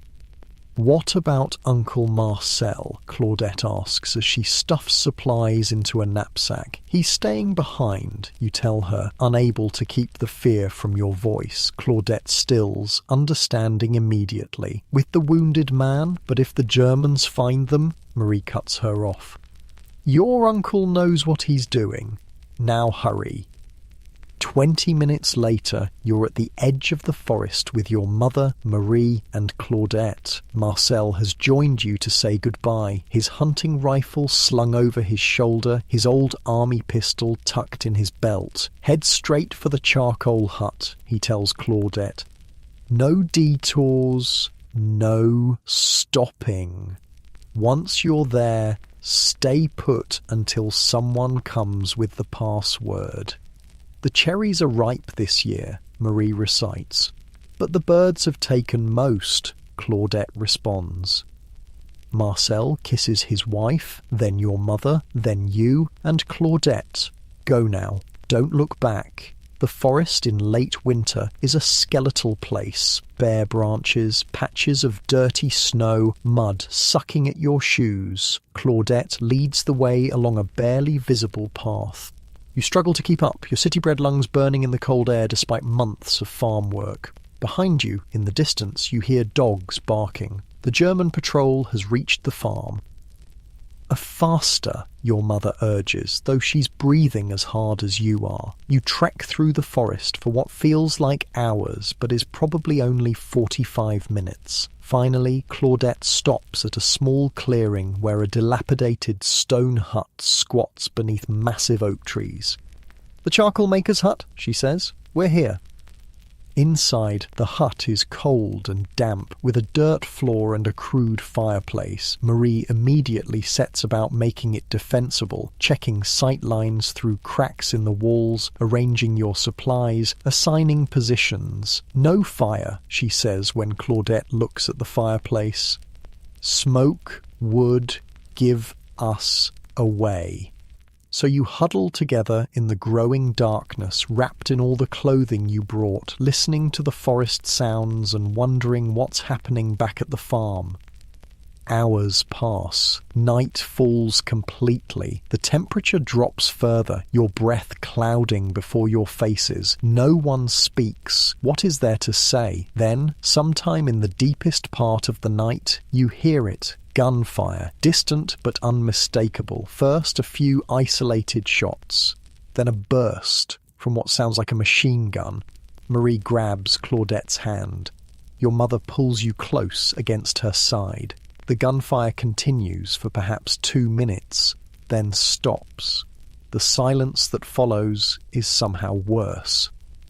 "What do we do now?" you whisper after a long time. "We wait," Marie says, her voice steady despite everything, like Marcel told us to. Dawn breaks, grey and cheerless. You've spent the night drifting between uneasy sleep and anxious wakefulness. Everyone is stiff, cold, hungry, but no one complains. Around mid-morning you hear someone approaching, branches snapping, footsteps crunching on patches of snow. Everyone freezes. Marie pulls out a small kitchen knife, the only weapon you have.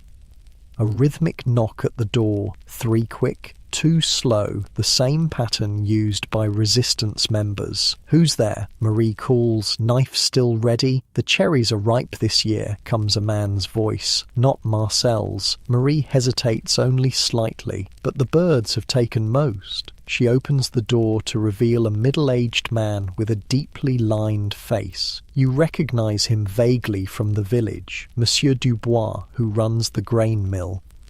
"You need to come with me," he says, without preamble. "It's not safe here anymore. The Germans are conducting sweeps through the whole forest." "My husband?" Marie asks, her voice suddenly thin. Dubois' face gives away the answer before he speaks. "I'm sorry, both he and the wounded fighter were killed. The Germans burned the farm afterward." Marie makes a small, broken sound, the only sign of the devastation she must feel. Then she straightens her back. "We need to move, then. Where are you taking us?" "I have a cart hidden near the road. We'll go to my cousin's farm near Clermont. The resistance has a network there."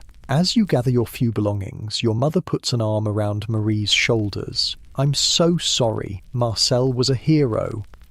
Marie nods, her face set in grim lines. "He always said he would die rather than live under Germans forever." She looks at Claudette, whose eyes are brimming with tears.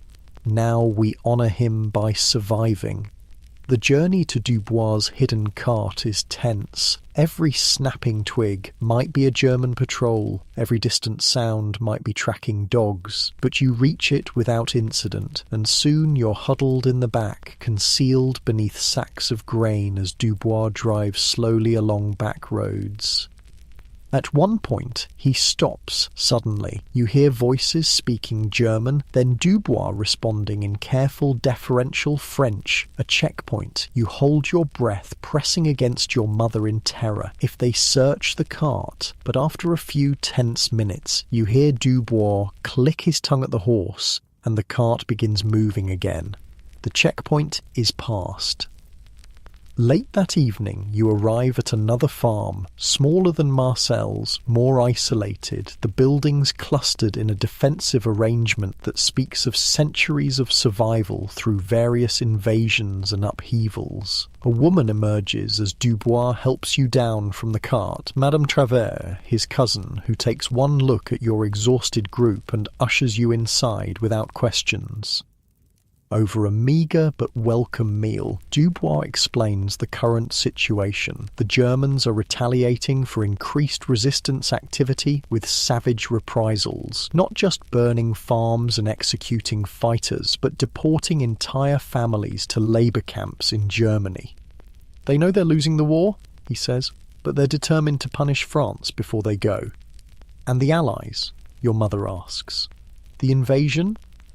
Coming soon, we think. The BBC messages have increased. Supply drops are more frequent. They're preparing us for something big. April arrives with a burst of spring growth that seems almost obscene in its beauty, amid so much human suffering. You've settled into life at the Travert farm, helping with chores, keeping watch for German patrols, always ready to flee to the prearranged hiding place if danger approaches. Madame Travers is a widow, her husband killed in the early days of the occupation for helping escaped prisoners of war. She has no children and seems grateful for the company despite the risk you represent. Marie has retreated into herself since Marcel's death, speaking little, working constantly as if physical exhaustion might blunt the emotional pain. Claudette sticks close to her mother, watching her anxiously. They've both aged years in weeks. Your own mother has taken on a leadership role among the refugees, organising work schedules, maintaining contact with resistance members who occasionally visit the farm, planning for every contingency. We need to be ready to move at a moment's notice, she tells you one evening as you help her mend clothing. The situation changes daily now.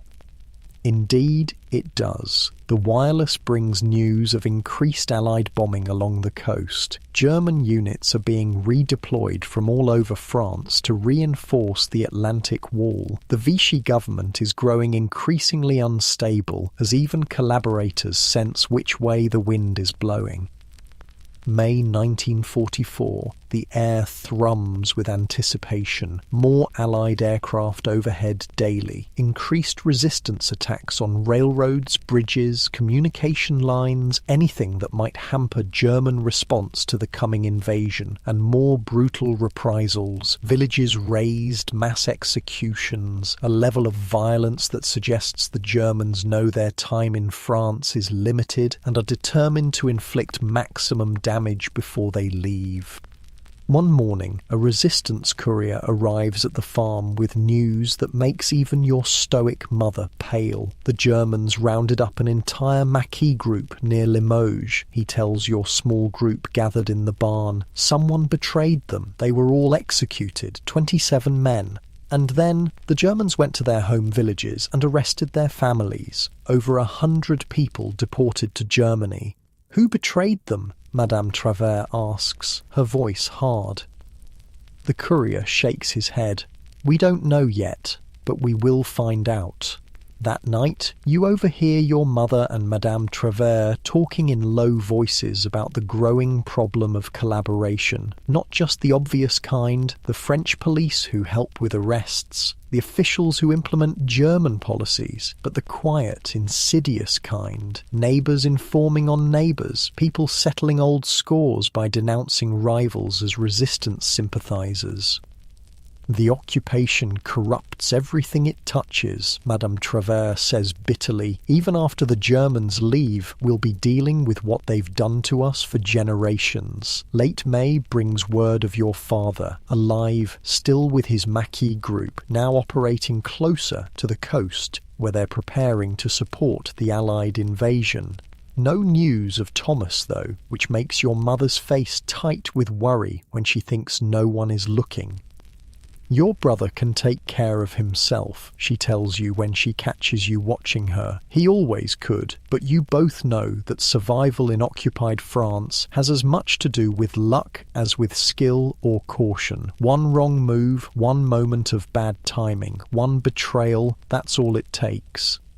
June 1944 arrives with a sense of electric tension in the air. Everyone feels it, from the resistance fighters who pass through the farm with increasing frequency to the villagers who watch German convoys rushing toward the coast. It's coming, Dubois says when he visits. Any day now. On the night of June 5th, the BBC broadcast includes an unusual number of coded messages.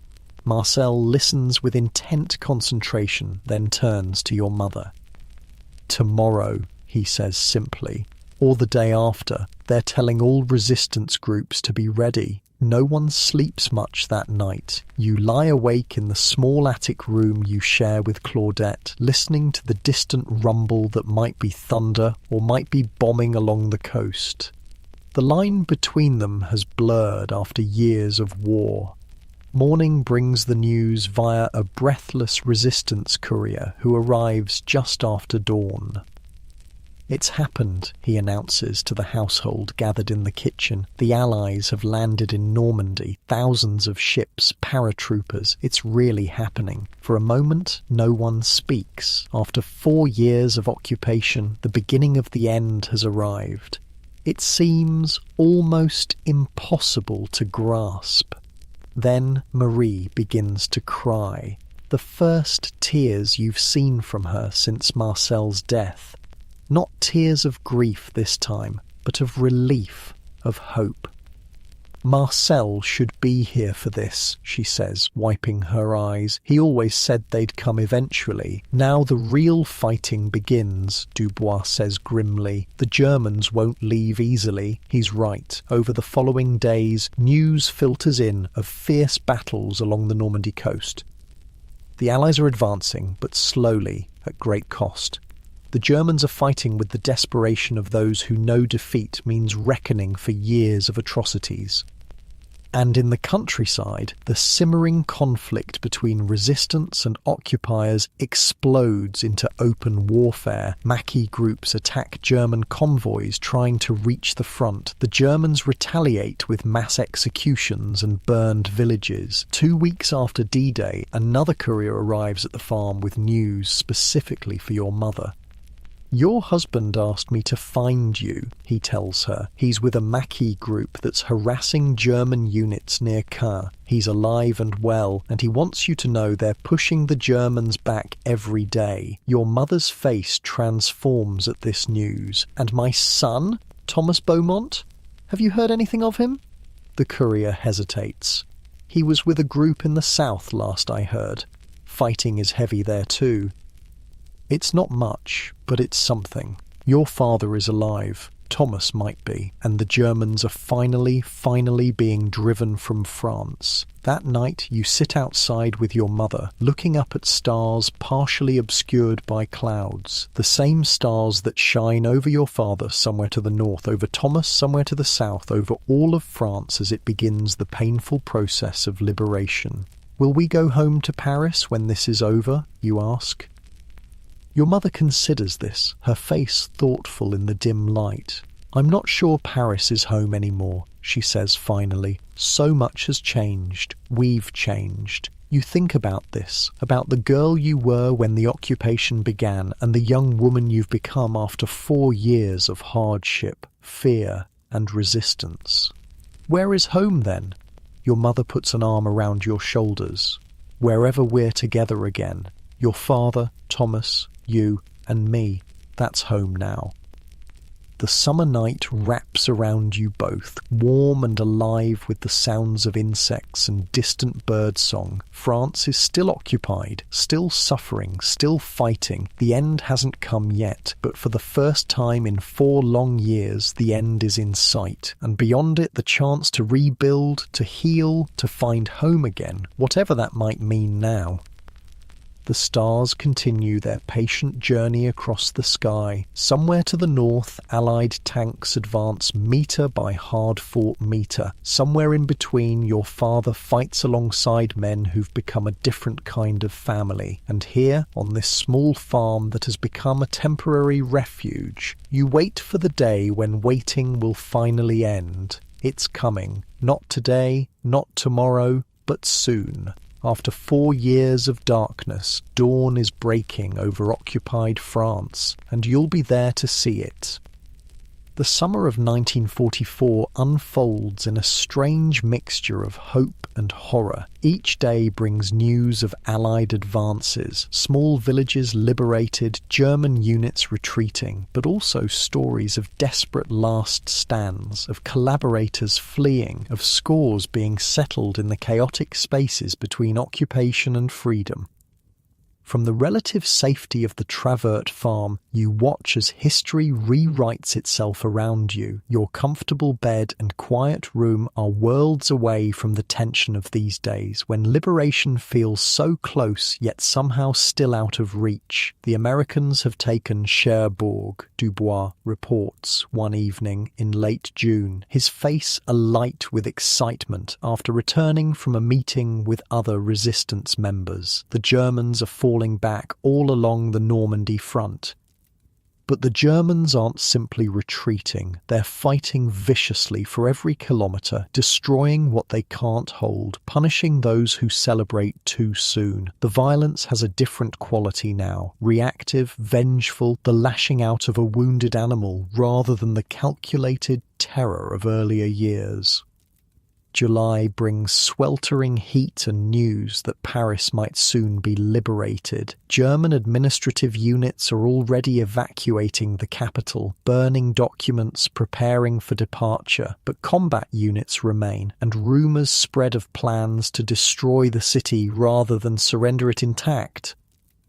They wouldn't, your mother says when she hears this. Not Paris.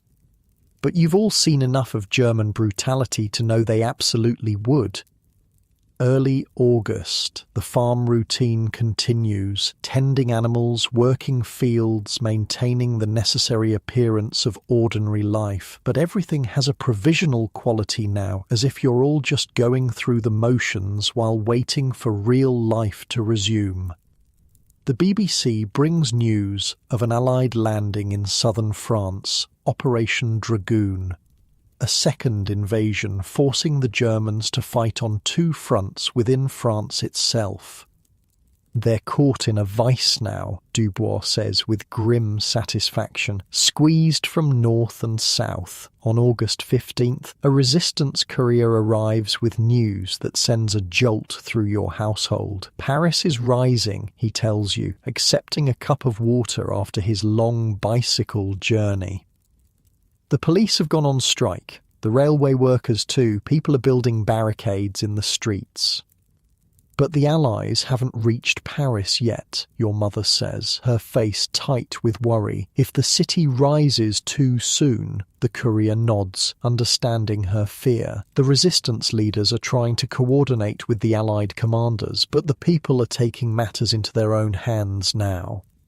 You think of your old neighbourhood in Paris, the narrow streets, the ancient buildings, barricades, fighting, your neighbours, the butcher who always snuck you an extra slice of sausage, the old woman who fed pigeons in the square, the cafe owner who knew everyone's names and stories. Are they building barricades? Taking up arms? After 4 years of enduring occupation, are they now risking everything in these final days?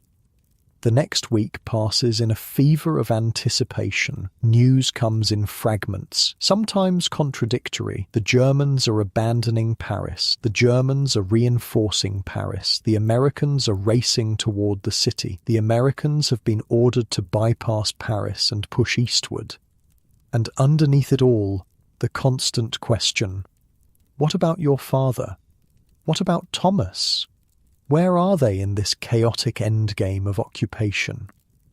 August 25th dawns hot and cloudless. You're in the vegetable garden with Claudette pulling late summer carrots when Madame Travers calls from the house, her voice carrying an unusual note of excitement. Come quickly, the radio. You drop your tools and run, Claudette right behind you. In the kitchen, everyone is gathered around the wireless, faces intent. The announcer's voice is almost breaking with emotion.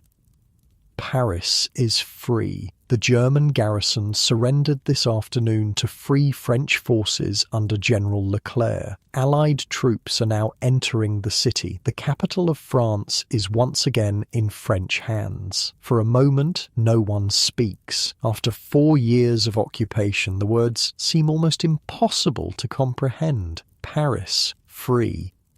Then your mother begins to cry, not the quiet tears of grief, but great heaving sobs of relief. Marie puts her arms around her, her own face wet. Claudette grabs your hand, squeezing so hard it hurts. We made it, Madame Travers says quietly. We lived to see it. That evening there's wine with dinner, a precious bottle Madame Travers had hidden since 1940, saving for exactly this moment. Even with careful rationing, there's just enough for everyone to have a small glass. To Paris, Marcel proposes, raising his glass, and to all who fought for her freedom, and to those who didn't live to see this day, Marie adds, her thoughts clearly with Marcel. You sip the wine, its flavour complex and unfamiliar after years of deprivation. Paris is free. The thought keeps repeating in your mind, too enormous to fully absorb. Paris is free. But what now? The war isn't over. Much of France remains under German control. The fighting continues to the east, and your family is still scattered. Father with the Maquis near Normandy, Thomas somewhere in the south, you and your mother in hiding on a remote farm. The answer comes 3 days later in the form of a resistance messenger who arrives dusty and tired at dusk. I'm looking for Madame Beaumont, he says after Madame Travers cautiously opens the door. Your mother steps forward. I am she. He hands her a folded paper. From your husband. With trembling fingers, your mother unfolds the note. You watch her face as she reads, the flicker of emotions, the way her hand rises to cover her mouth, the tears that spring to her eyes. Henri is alive, she says, looking up at you. He's in Paris with his Maquis group. They've joined with the Free French forces. She reads on. He says we should come to Paris as soon as travel is possible. He'll be waiting at our apartment. And Thomas, you ask? Your mother scans the note again. No word, but your father has contacts now, people who can help search for him. September brings cooling air and the gradual restoration of order in liberated areas. Roads reopen, trains begin running, though schedules are erratic. The Germans continue retreating eastward, but many pockets of resistance remain. You help Madame Travers with the early harvest, working alongside her in the fields as you've done for over a year now. She's become a second mother to you in many ways, teaching you things your city upbringing never included, how to tell when vegetables are ready to pick, how to preserve food for winter, how to read the weather in the movement of clouds. What will you do after we leave? You ask her one afternoon as you work side by side, digging potatoes. She straightens, pressing one hand to her lower back. What I've always done, farm this land. It was my husband's family's land for 5 generations before the Germans shot him. It will be here long after they're gone.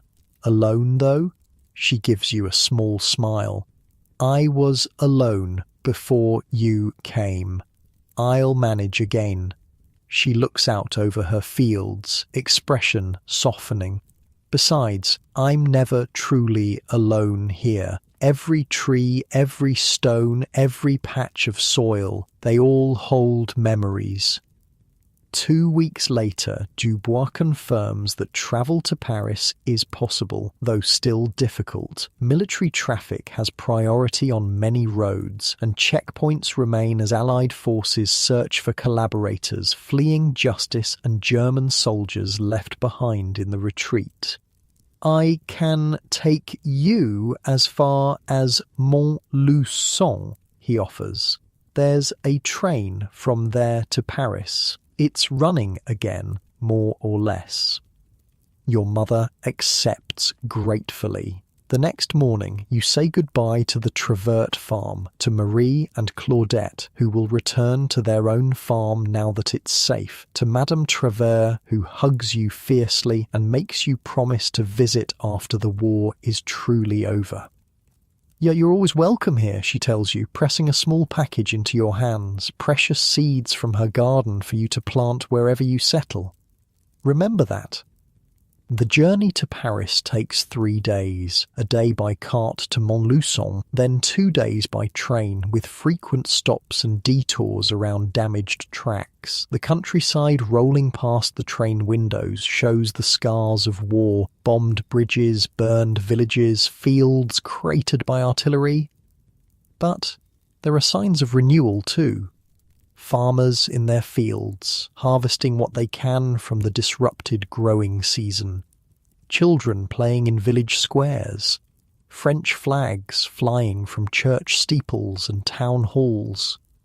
And everywhere, graffiti, Vive la France libre, mort aux collaborateurs, merci aux alliés. The expressions of a people emerging from 4 years of occupation, finding their voice again. The train approaches Paris in late afternoon, the city silhouetted against a reddening sky.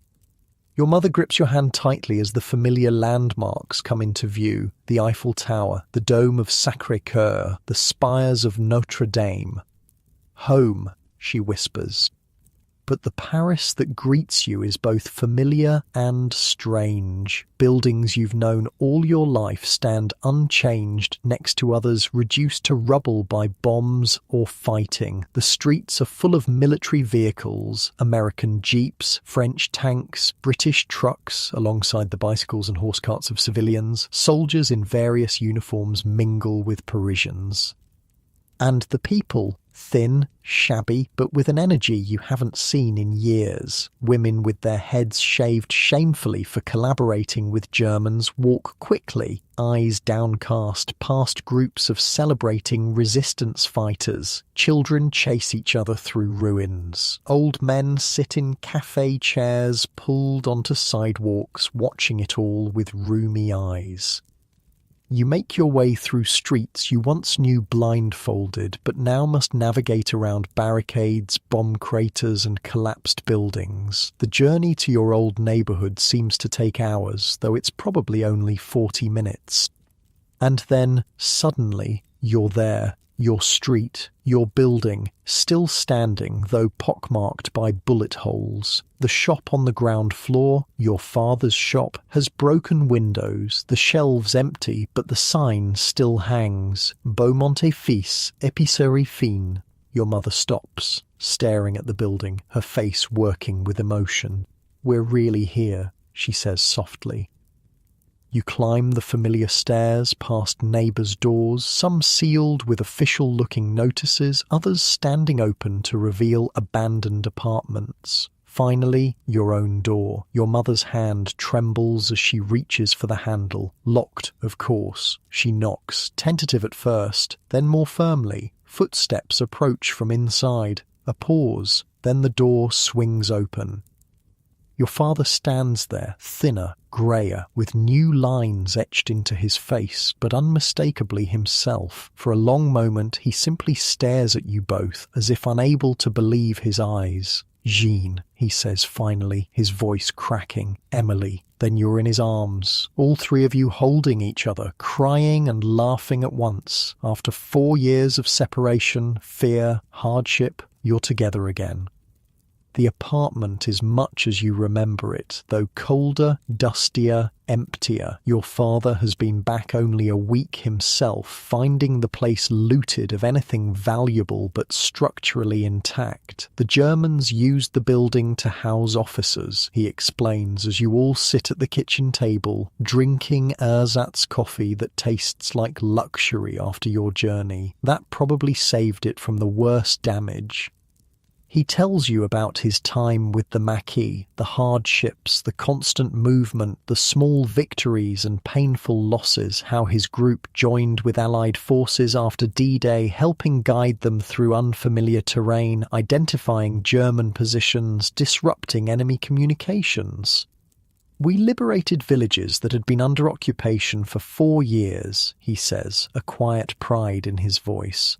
Saw children who'd never known freedom suddenly running in the streets, waving French flags. And Thomas?" your mother asks, the question that's been hanging between you all. Your father's face grows serious. No direct word yet, but he was with a Maquis group in the Vercors region. They fought hard there. Too hard, maybe. The Germans surrounded them in July, brought in aircraft, special mountain troops. "Henri, please," your mother whispers, her hand clutching yours under the table. "I don't know for certain," your father says gently, "but many of the fighters escaped into the mountains. Thomas is resourceful, and I have friends looking for him, former resistance members now working with the provisional government. If he's alive, we'll find him." That night, you sleep in your old bedroom for the first time in over 2 years. The mattress is thin and lumpy, the blankets musty, but it's yours. Through the window, you can see the Paris skyline, some buildings lit for the first time since 1940, others dark and silent.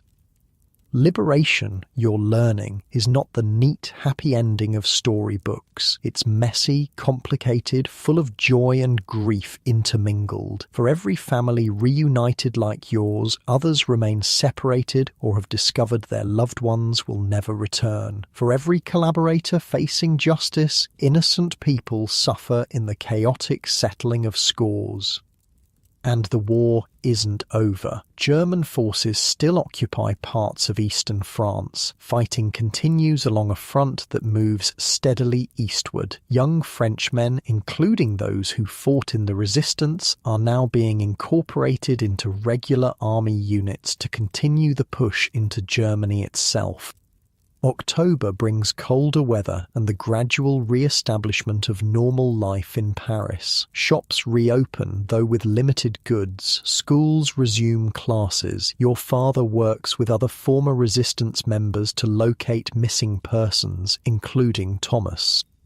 You help your mother restore the apartment, scouring black markets for essentials, standing in ration lines that are still a fact of life despite liberation. Food remains scarce. The retreating Germans destroyed much of the harvest, and transportation networks are still disrupted. But there's a different feeling now. The privation has purpose, an end in sight. Every small improvement, a repaired window, a functioning water pump, a fresh loaf of bread, feels like a victory. One evening, as you're helping your father sort through papers in what was once his shop, planning its eventual reopening, there's a knock at the door. Your mother answers it, then calls out, her voice strange. "Henri, Emily, come quickly." You follow your father to the apartment door. Standing in the hallway is a young man in a battered French army uniform, thin and bearded, but with familiar eyes. "Thomas," your father says incredulously. Your brother manages a tired smile. "Hello, Papa."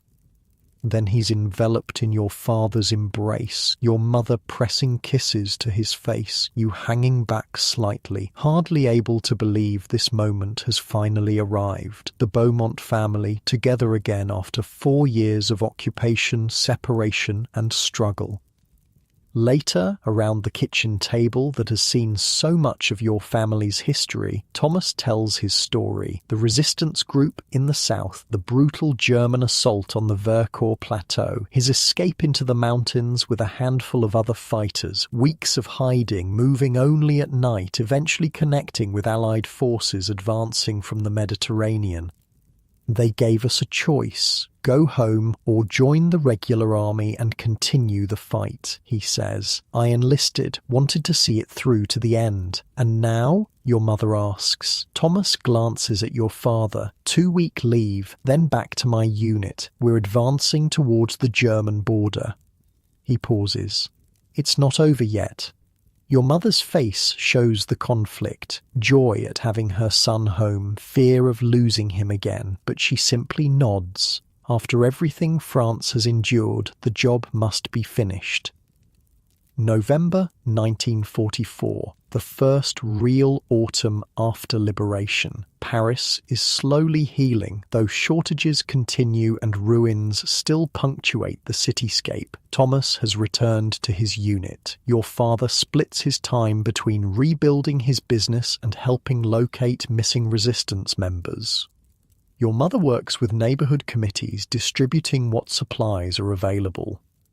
And you? After years of simply trying to survive, the question of your future suddenly presents itself. The schools have reopened. You could resume your education, interrupted by occupation, or perhaps find work. There's no shortage of rebuilding to be done in liberated France. What do you want to do, Emily? Your father asks one evening as you walk together along the Seine, the setting sun painting the damaged but enduring city in gold. You consider the question carefully. You're no longer the girl who watched German troops enter Paris in 1940. The occupation has changed you, as it has changed everyone who lived through it. I want to help rebuild, you say, finally. Not just buildings, people, communities. You think of Madame Travers, alone on her farm, Marie and Claudette continuing without Marcel, all the broken families, the damaged lives. So much has been destroyed. Your father nods, understanding. That work will take a lifetime, he says, for all of us. You walk in silence for a while, watching the river flow past, timeless and indifferent to human conflicts. Paris has survived the Romans, the Huns, the English, the Prussians. It will survive this too. The Germans took so much from us, you say, years we can't get back, people who will never return. Yes, your father agrees, but they couldn't take everything. He stops, turning to face you. They couldn't take what makes us French, our dignity, our culture, our humanity, not completely. We held on to enough to rebuild from. As darkness falls over Paris, no blackout curtains now, just the natural end of day, you think about those who didn't live to see liberation. Uncle Marcel, the mayor of your village and his family, the Vice family taken in the night, countless others whose names you'll never know. But you think too of the countless small acts of resistance that sustained the spirit of France through 4 years of occupation. The baker who slipped extra bread to hungry children, the farmer who hid food from requisition officers, the ordinary people who chose dignity over collaboration, even when it cost them dearly. That night, as you prepare for bed in your childhood room, now both familiar and strange, you look out your window at the Paris skyline. The Eiffel Tower stands illuminated for the first time in years, a beacon of hope in the darkness. The occupation has ended, but its shadows remain, in the ruins of buildings, in the missing faces around dinner tables, in the nightmares that still wake you in the small hours. These shadows will fade gradually over years and decades, but never disappear completely. Yet, as you settle into your bed, pulling the blankets up against the autumn chill, you feel something that's been absent for a very long time. Peace. Not the complete peace of a world without conflict that still lies in the future, but the personal peace of being home, of family reunited, of survival against overwhelming odds.